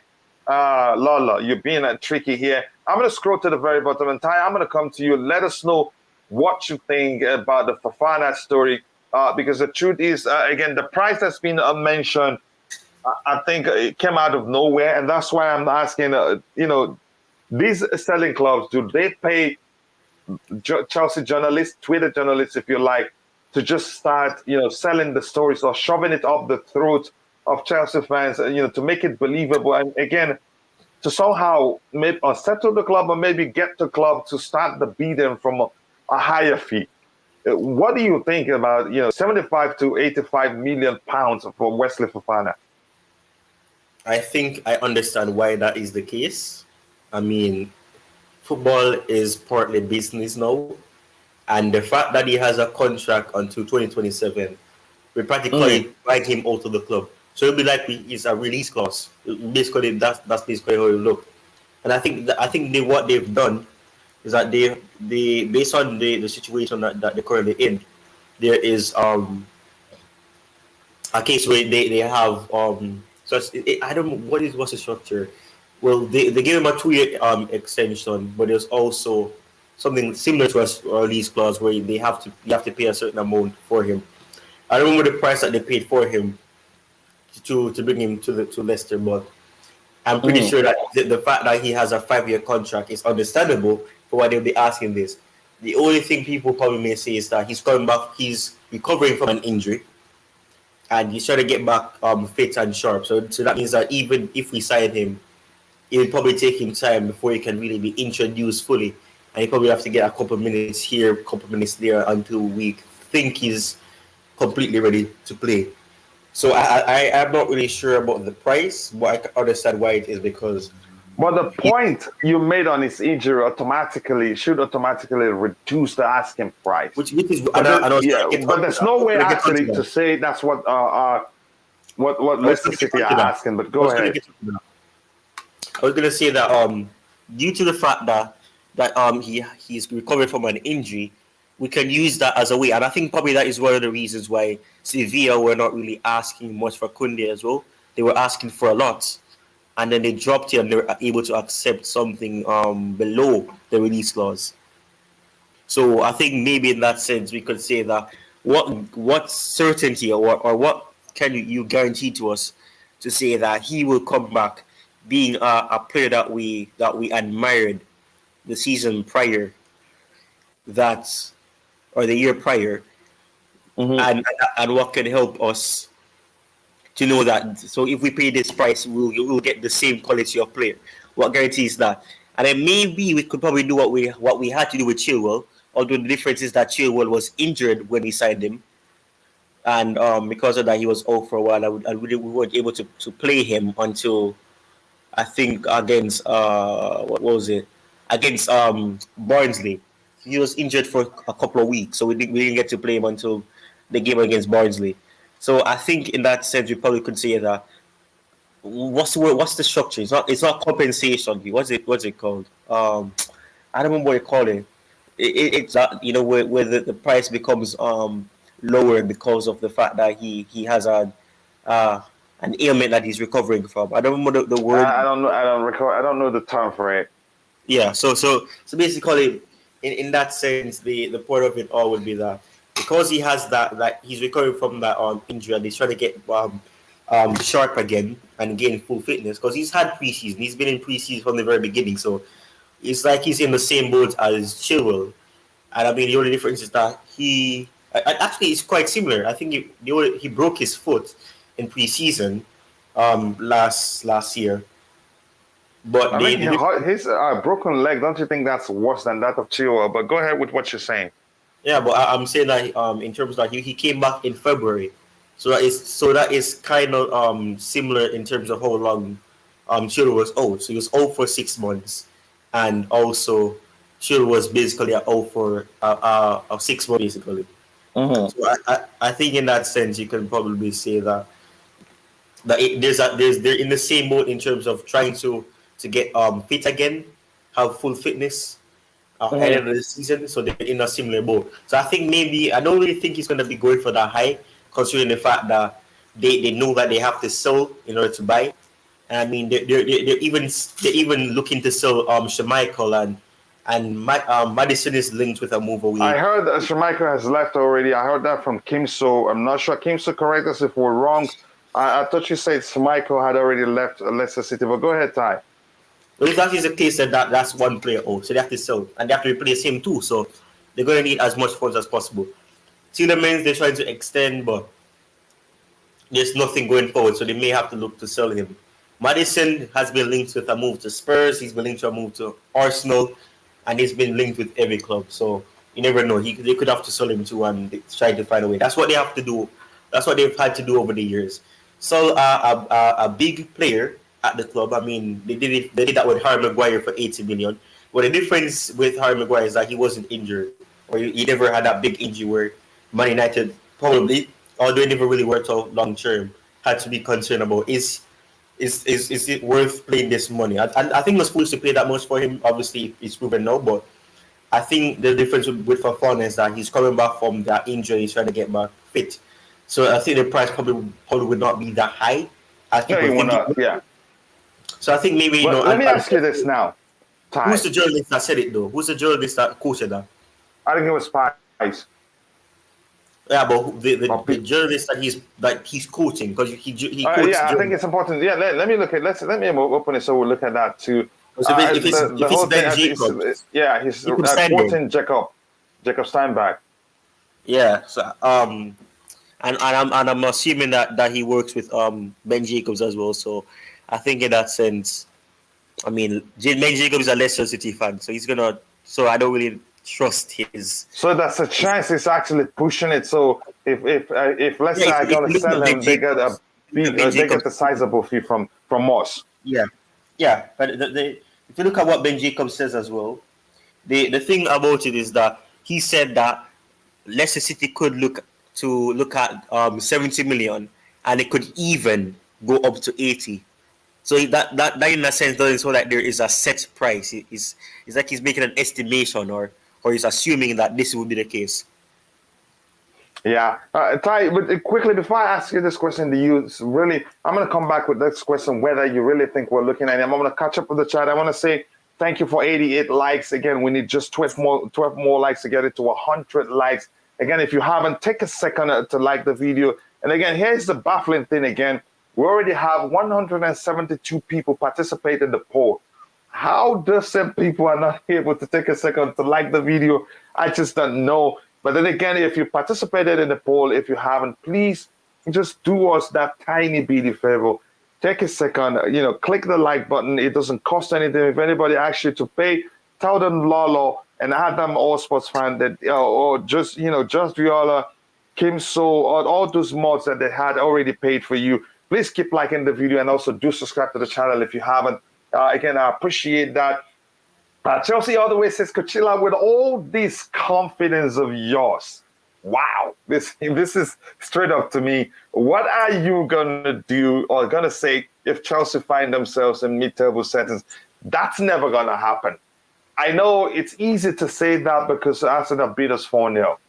That's never gonna happen. Mid-table, no.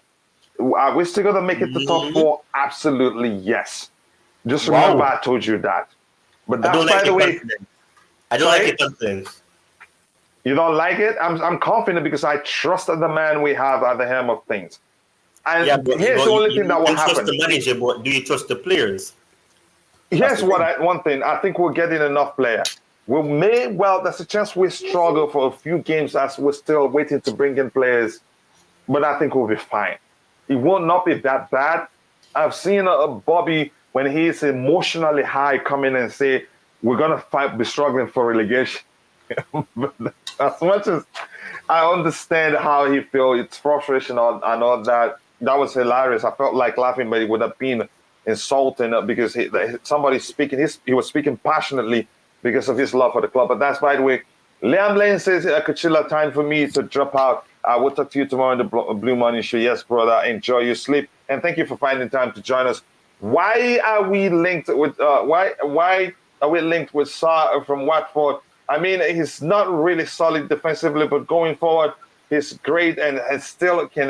Yeah, that's new to me. You just telling me about that. Sorry, what Sarr do they have at Watford? Watford? Am I missing something? I think they have a Sarr. Is what Ismaila Sarr? I think.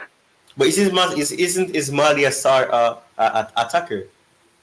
I've forgotten his position. Tell us more about it. I think you're talking about Ismaila Sarr, if I remember. Because I watched a few of their games because I'm pretty sure I'm pretty sure the only Sarr that I know about is the Senegalese Sarr who plays as a winger or as an attacker. Yeah, but I think I learned about Ismaila Sarr because the Watford team is basically the Nigerian national team. About 6 players there. But that's, by the way, again, says I don't think we're linked with him. That's the same message. Barcelona is now our biggest rival. A rival for ages. I think that's what it is. And given that, I think I did a bit. I'm learning from my friend and brother.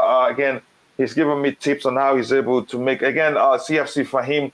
If you haven't, go check out his channel. I give him some tips on how to do YouTube shots, and I did one. Please, if you're in the chat, I'm going to share the link. Go help me drop a like there. I think it's got like 109, views. Please help me drop a like there so that maybe you can help me reach more people or help the YouTube algorithm learn. Okay, we've started doing more shots on Chelsea Perspective. Just 1 second there. I'm going to correct something quickly and I'll come back to the panel. Please like the video for me. Yeah, please like the video for me. Again, do help me drop a like on that video. I will share the link in a bit.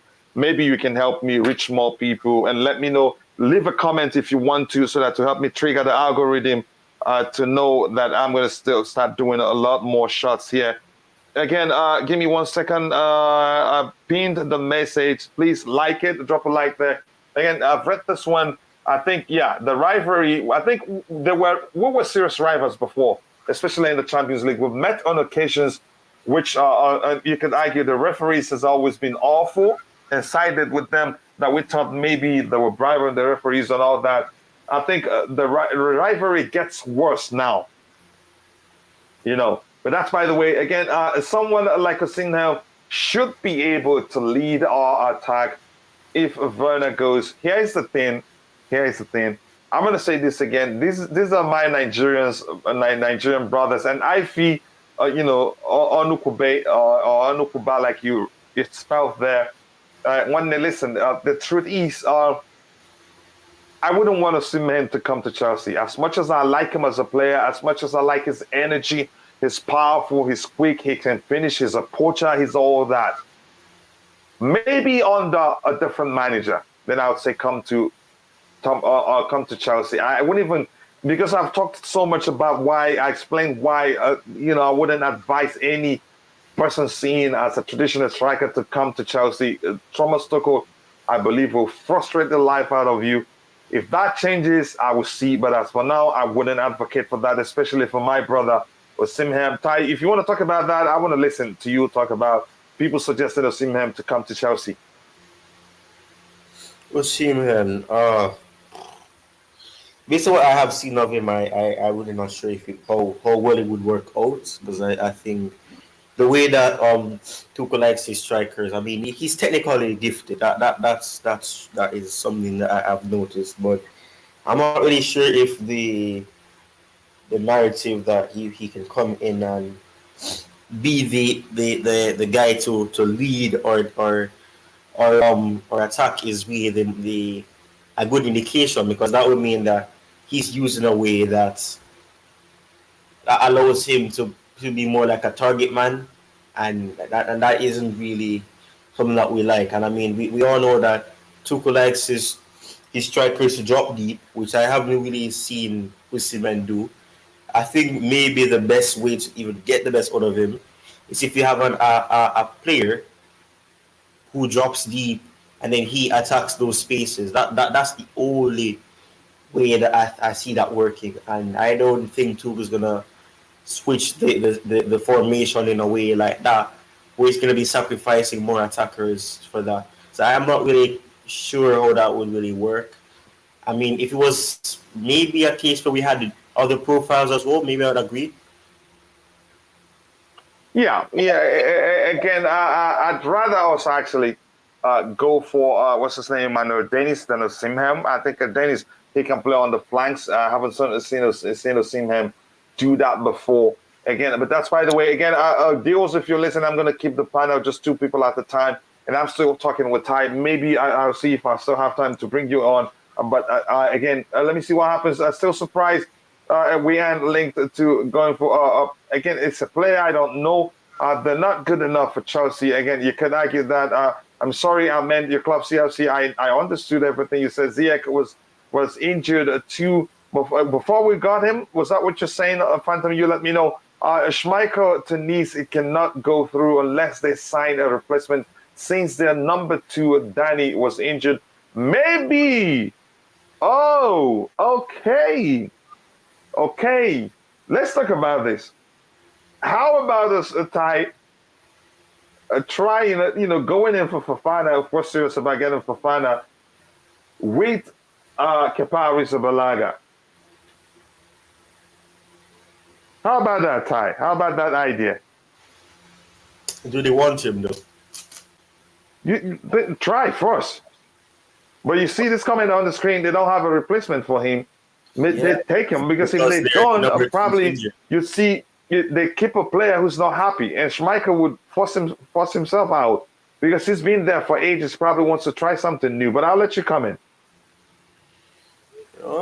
I guess it would make sense, because if that's the case, if that is the case, then I would 100% try that, because I need not only number 1 but number 2, and I would love to see what would happen. So Kepa being there, Kepa has been in a preseason, although he hasn't played a lot. He hasn't played games. He did play a game, but I mean, isn't he in advance talks with Napoli though? That's the thing. Maybe his choice would be to remain at the Premier League. And again, I don't know how how Napoli plays under the current manager. But I'm sure I'm sure what's his name, Brendan Rodgers, will appreciate his abilities on the ball, and he's a good goalkeeper overall. And you could argue Brendan Rodgers is a good man manager, and I think he's capable of. He will be able to bring out the best in Kepa Arrizabalaga. Your thoughts? Yeah, I guess that would make sense. It really would make sense. It really would. Mm-hmm. It really would be. So I guess in that sense, it would be good, because I think Schmeichel has been there. He won the Premier League with them. He won the FA Cup, and he's helped them to get top 5 two seasons in a row. So I think it would be ideal. So maybe we could do that, but I mean, it depends on what happens. I would do that though. You know what? I would probably, you know what I'm gonna do? I would put Kepa in the deal, and I also, just to sweeten the deal, the best left back and left centre back at the club, V Malang Sarr. He is ice cold. He's an excellent player. V Malang Sarr and Kepa Arrizabalaga. And plus 40 million. I think that's probably the fear. Again, thank you very much for that. I think we should just go switch to the final topic and round up the show as soon as possible. September 10th at Chelsea at Fulham. Again, then you'll be a Fulham fan and not a Chelsea fan. And Chama here, I'm in trouble. She says, I will keep the receipt to Coachila You're finishing in the top 4, believe me, and I'm serious about that. And here is the driver of the panic bus, Rodrigo Rodriguez. He says, it's quirky, but a timer for us, Coachila. I beg, please don't Photoshop the players we need in a Chelsea top. Ty, do you know why he said that? He said, Yeah, whenever because I you have Photoshop the bad luck, player, man. Every time you do it, that is yeah, that is right. and then When we he end didn't up not signing the player. when he didn't put Koulibaly in the Chelsea shirt, we got him. Sterling, we got him. So Yeah, being a you're Chelsea fan for so long, I have full confidence that we will rise and shine despite the current weather. The media tries, to fabricate. That's the truth. And then that's a delicious comment to Coachila believes swap deals now for Kepa and Fofana. I don't believe, I will still tell you, swap deals are never simple. It's very, very complicated. If we want to do that, let's try it. After all, we're not going to get anything close to how much we bought Kepa for. I hope we know that. 50 million plus SAR, then for Leicester City. We'll see. Again, if you haven't, please take a second to like the video. And I'm going to make a Rodrigo mod right now. I'm looking at him. Sorry, thank goodness I'm able to see him. Again, Ty, let's move on to the next topic, which is talking about, let's talk about Hakim Ziyech here. Let me find some information about him that I have up there. I think it's this one. That is, but this says Leicester won't allow Fofana to leave unless they receive a huge. Again, this is so freakingly vague. It just doesn't make sense. It's funny though. Again, if you're watching, we have 83 people watching and we have 97 likes. There's 3 more to get to 100. Please do help us to get to 100 likes and beyond. I'd really appreciate that. And here is the one we want to talk about here, Ty. It says Chelsea willing to sell Hakim Ziyech to AC Milan for just 8.4 million. Okay, something isn't quite right. Talk to me, Ty. You're looking at it on the screen. I'm not seeing it. But I'm not sharing the screen. Apologies. But there you go. You have it here. I heard what you said, though. I heard what you said. 8.4 million. That it's unfortunate. It really is unfortunate because we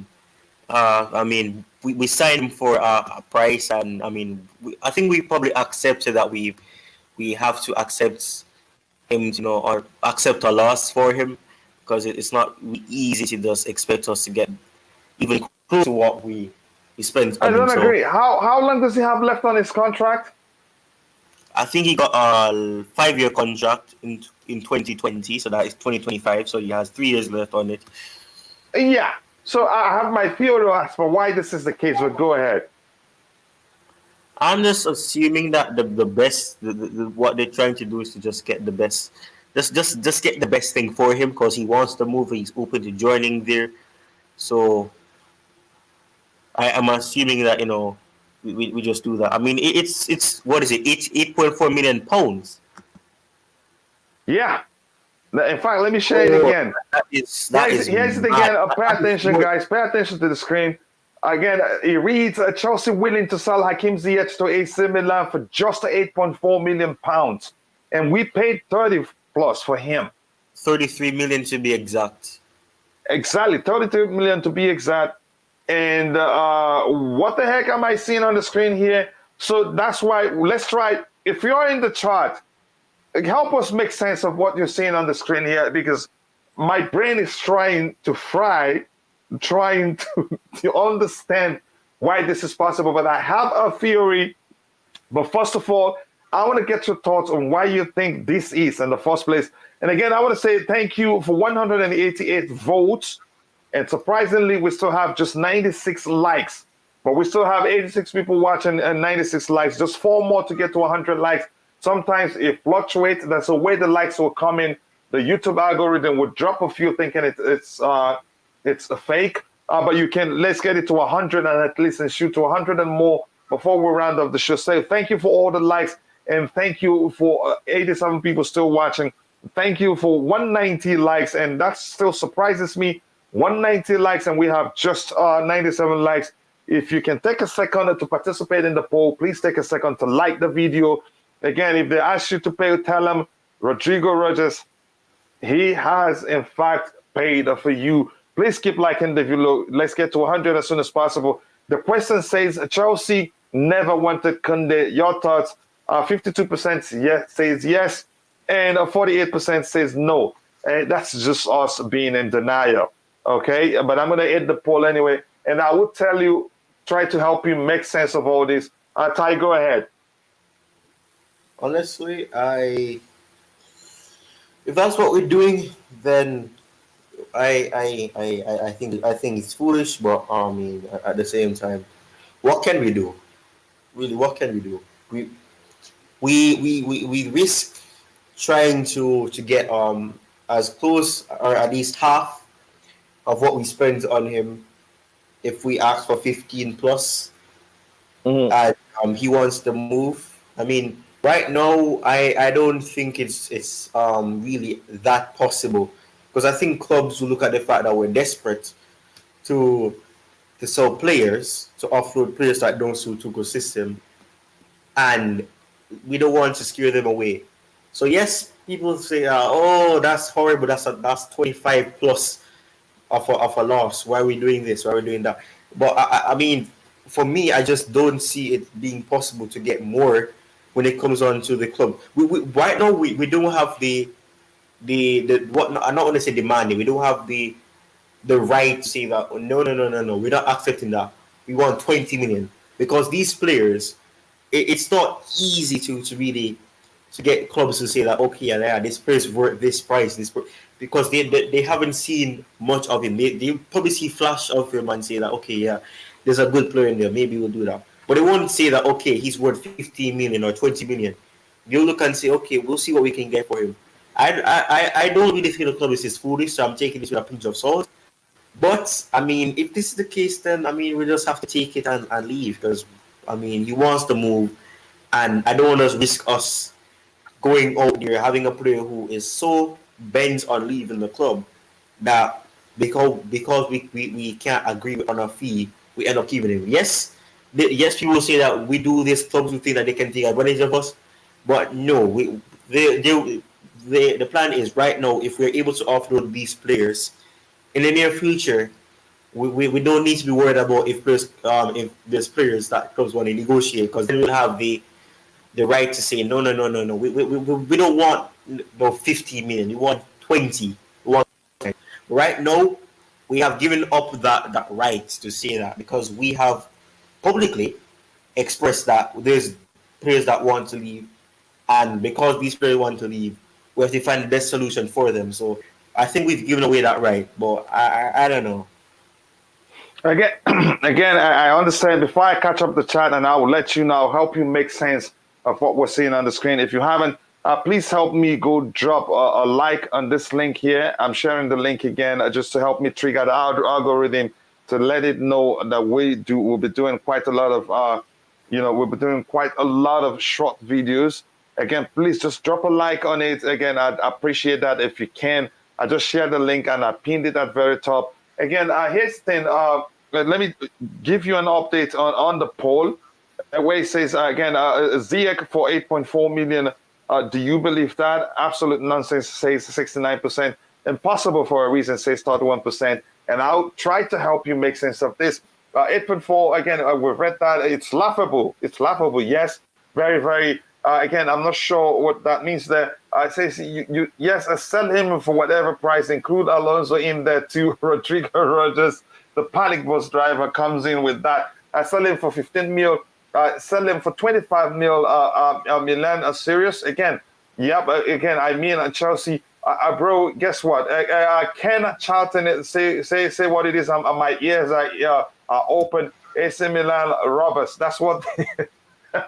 That's what they are. But I'll help you make sense of it. So calm down. Fake news. It says Mark Develsky. I believe you. Again, don't we have a business people at Chelsea? Why are they selling Hakim for that price? Again, there's no way to confirm that's the truth. So even if that's the truth, I'll help you make sense of it. Sai, you wanted to say something? I was saying it's not their money, so they don't care. Yep. Again, we've reached 100 likes, 101 likes, in fact. So thank you very much. I appreciate that. I cannot thank you enough for liking the video. We still have 88 people watching. So if you haven't, please do take a second to like the video. I sincerely appreciate that. And what are we doing? Again, says, shouldn't it make more sense to loan him for 5 million with options to buy for 20 million? That's what makes sense than a Crane.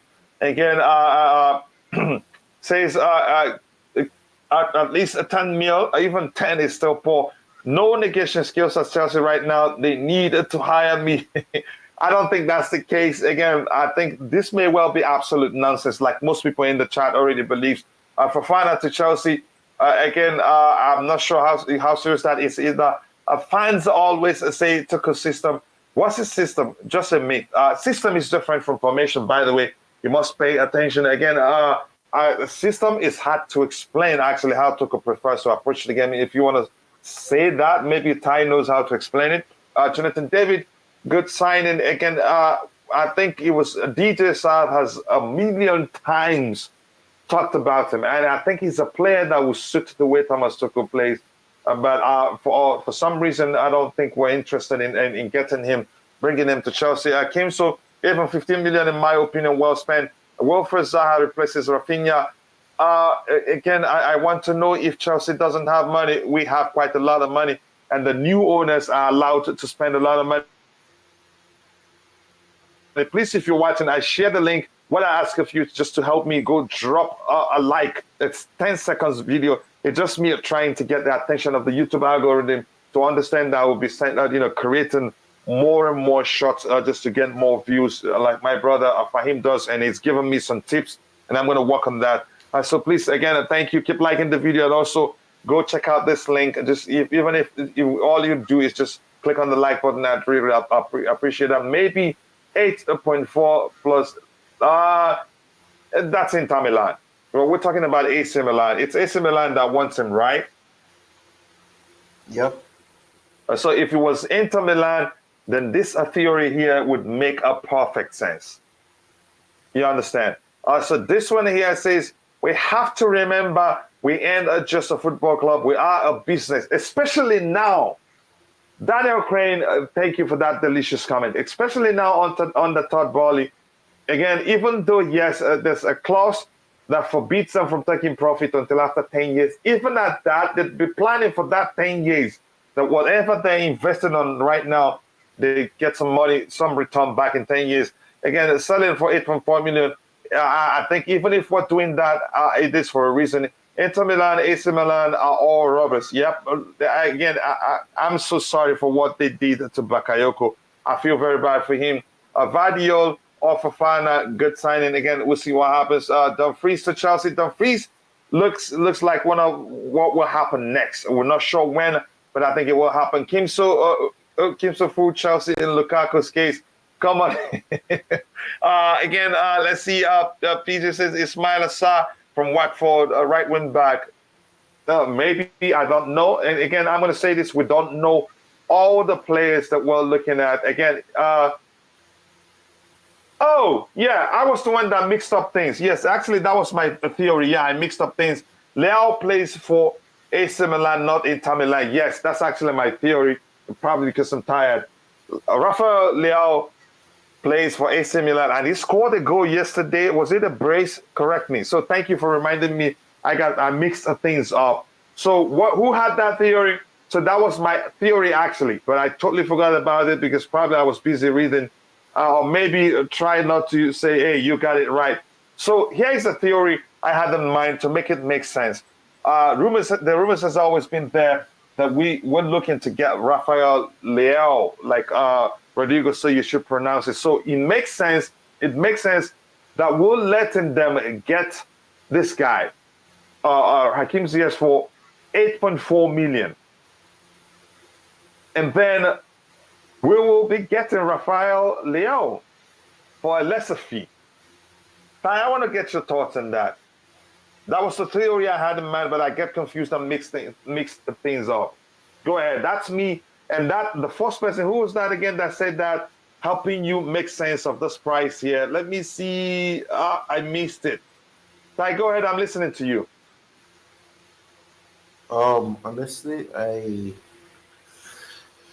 am.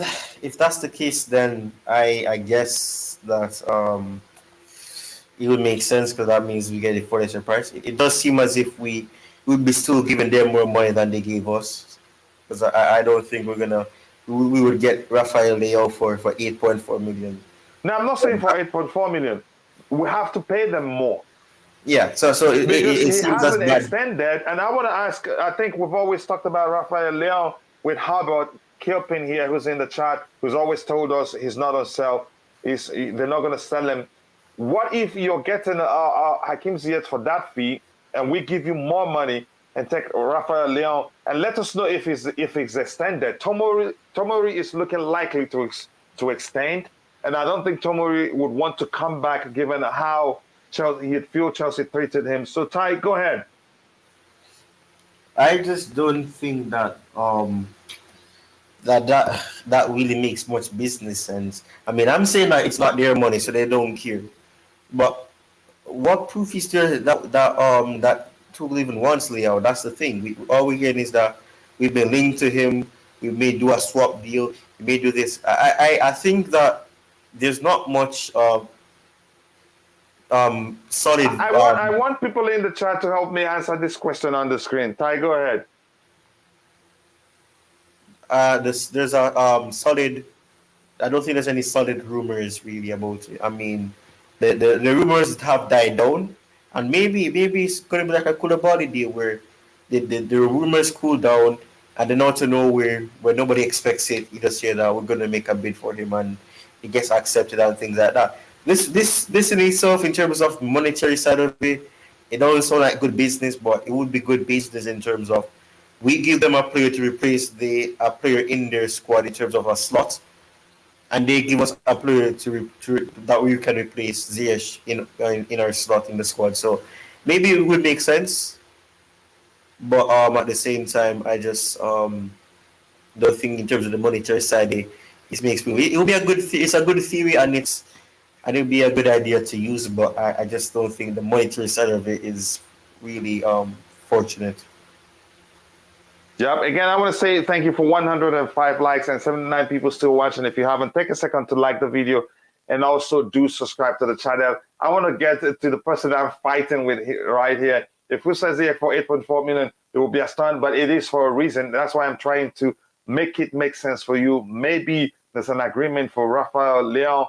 They get Ziyech for that amount, and we give them more money to get Rafael Leao. And we started that argument with Herbert Kilpin, who is an AC Milan fan, and also in England, his team is Chelsea. And Herbert, I want to see you someday change your avatar to a Chelsea badge if you really like Chelsea. But here's the thing: he says Tomori was a wrong judgment by Chelsea, too late, and you guys saw that. You guys knew he was a talent. Took him from us, coach. Forget Leo, man. We're gonna keep discussing it until it happens. Has he extended? Let me know if he has extended his new contract.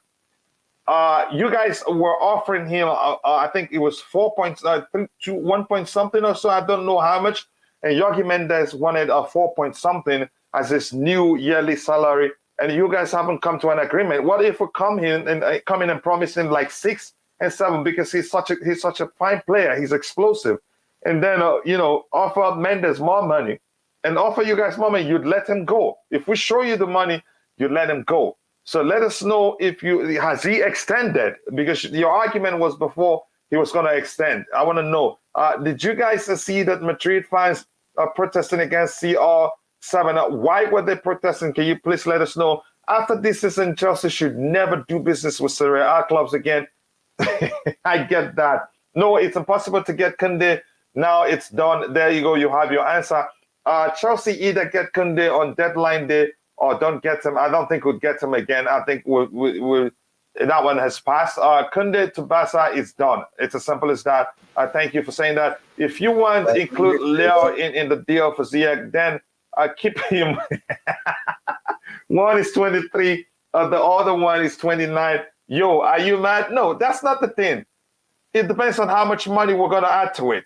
Leo has just 2 years left on his contract. You know that already.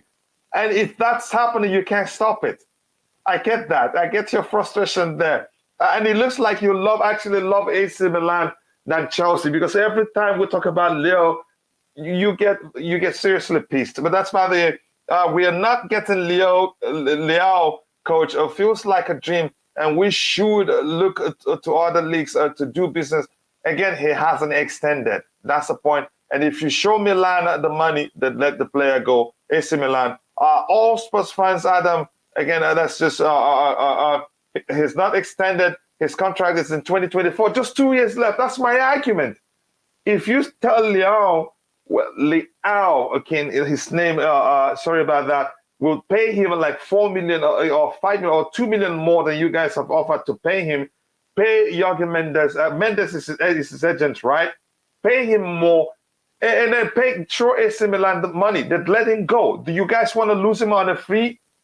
Tell me, Harvard. And again, I want to know, why does Chelsea always go to a player and end with losing? Again, I don't want to talk about that. My problem with us going for Leao is that he's 23, he's still young, but has no major exposure. So we could end up not being able to cope.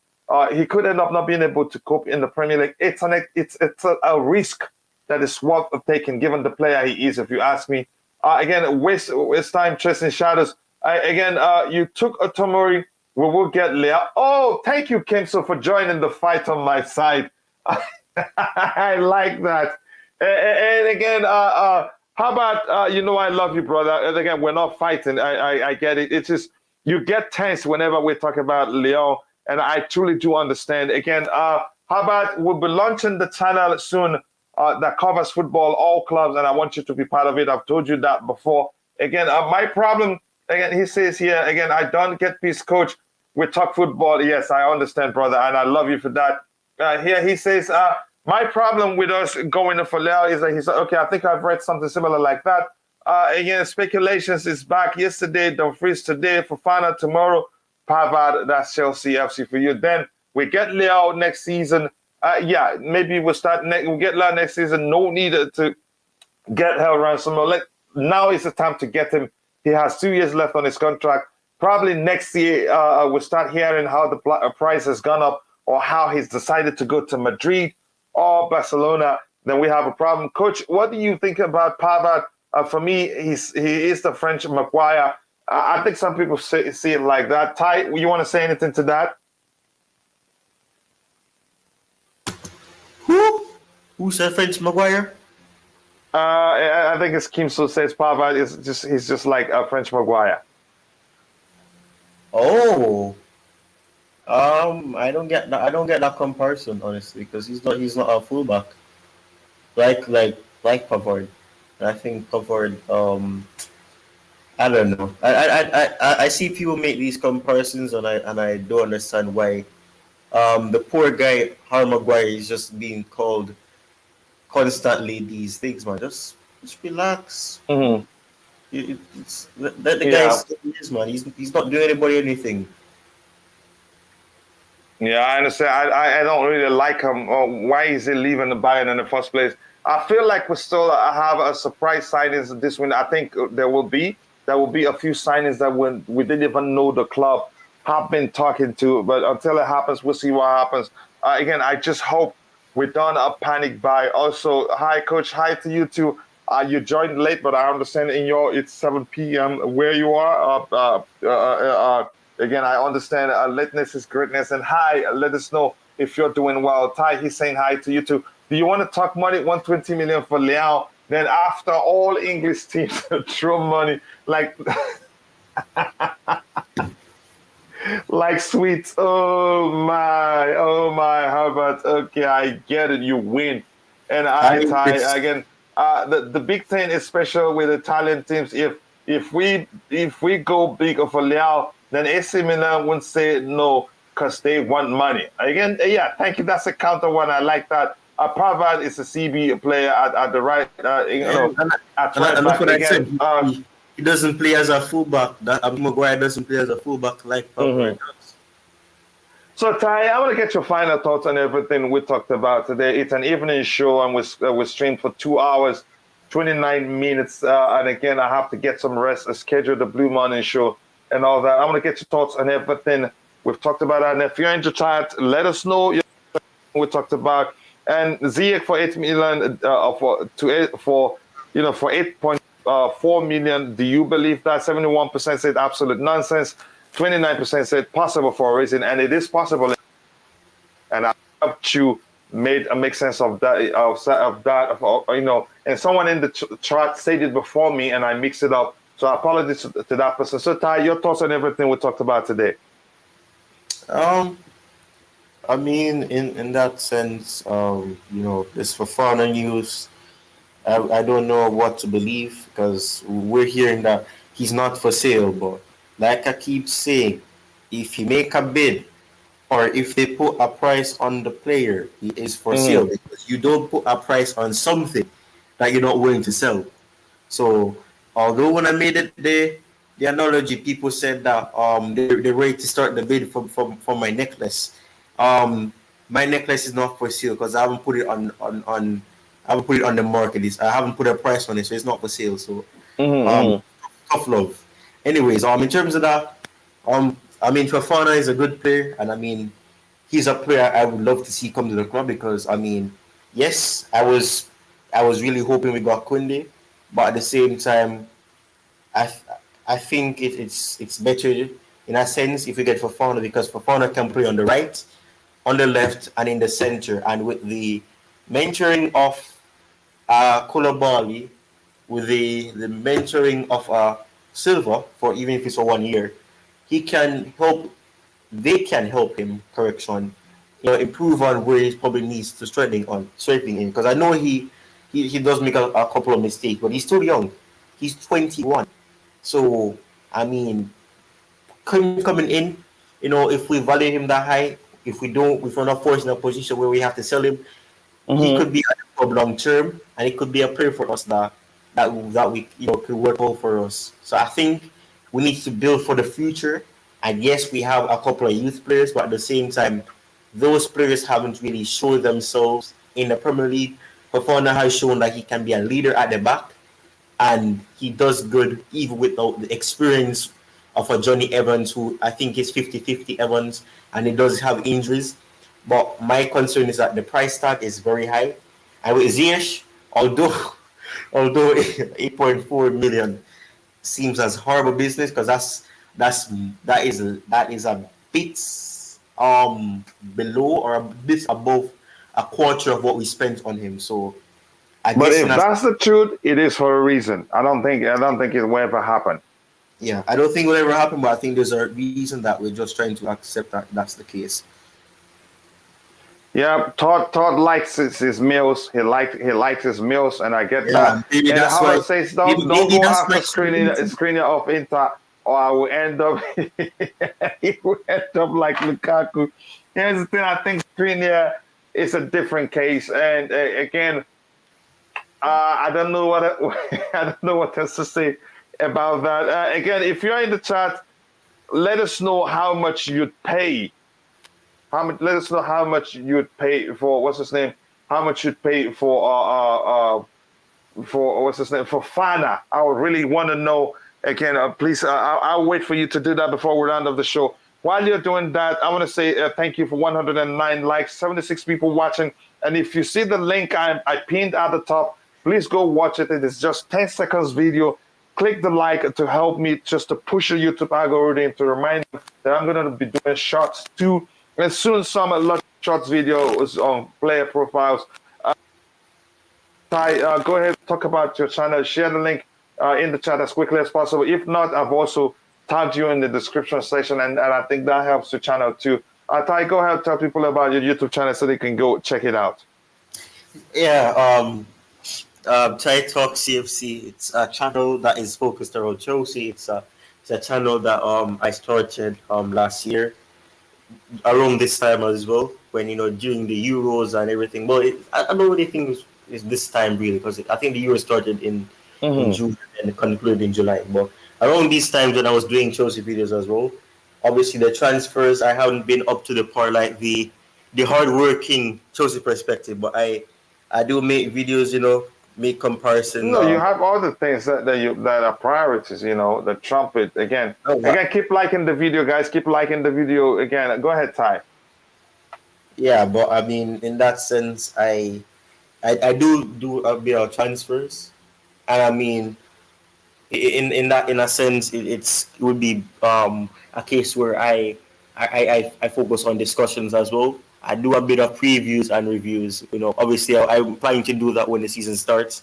I know games come quick and fast, and then I'll try to monitor in terms of the transfers and see if we will make any new signings.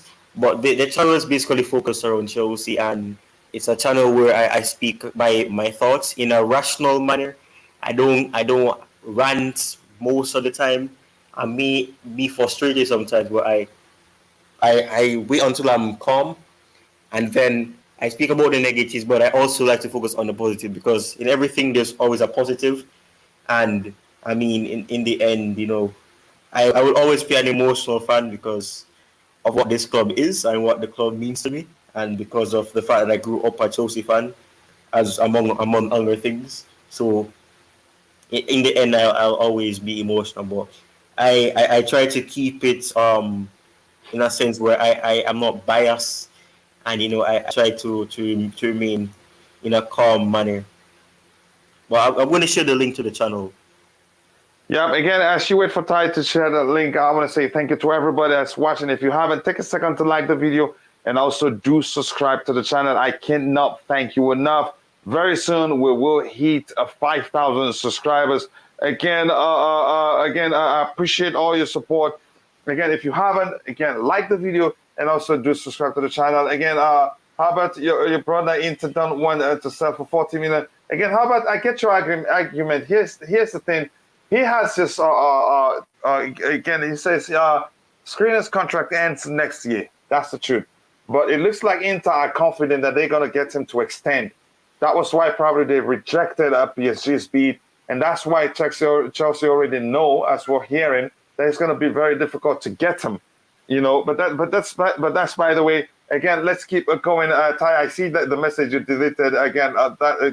Bless up Aminarus all the way. Let's have it right up the Chelsea old boys. Nice to see you here. I appreciate you finding time to join us. Unfortunately, you're late, but they say lateness is greatness. Why don't we go for striker? We have enough CBs. Yep, thank you for saying that. And Kimso says, there you go, guys. Get Ndika. It's a player. He's a player I don't know that much. Ty's content is great.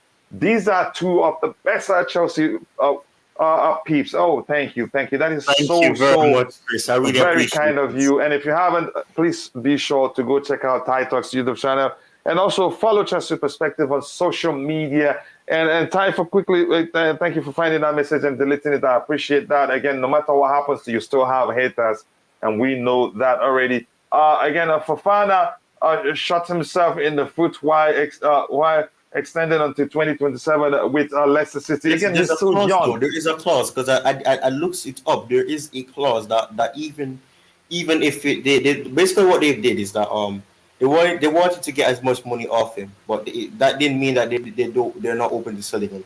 Yeah, just ironic. The moment I made how about a mod, he started using the F word. That's so funny. That is just hilarious. But that I just want to say thank you to everybody in the chat, to all those that found the time to join us this morning. I can't thank you enough. Thank you to Courtney for just joining. Blessings again from the West. Thank you. Nice to see you here, brother. Again, Andy, who just joined us, says we need a strikers. We have a lot of CBs. Again, if you haven't, please, like the videos and also do subscribe to the channel. That's the truth. Too many brown envelopes feeding nonsense to Chelsea fans, and they is this person related to Johnny? Is this person related to Johnny? That sounds like what Johnny. It sounds like Johnny, but I'm not sure. It may well be Johnny on another account, but it sounds like Johnny. Overall, again, that's the truth. Again, if you haven't, please be sure to like the video and also do subscribe to the channel. If you're Johnny indeed, thank you so much for finding the time to join us. Harbert, thank you for helping keep it clean here. Chelsea all the way, thank you, for making yourself available, for helping. Thank you to Chris CMC. I appreciate you finding time to join us. Thank you to Kimso for always finding time to be here and supporting the channel. I cannot thank you guys enough. Thank you to Daniel Crane also. And if I missed your name, apologies. I'm only human. Again, I appreciate you all. I hope to see you guys tomorrow for again, he says yes. He says yes. We're part of the Mineras channel app. Again, I can't thank you enough for finding time to join here. Let me see the comment here. Yep, he says, yeah, we're part of the Mineras family. Thank you very much. And thank you, Choma, for that applause. I appreciate that. If you haven't, again, like the video and also do subscribe to the channel. And if I missed your name, apologies. I'm only human. And I hope to see you guys tomorrow for another Blue Morning Show. Thank you so much. God bless us all. And cheers.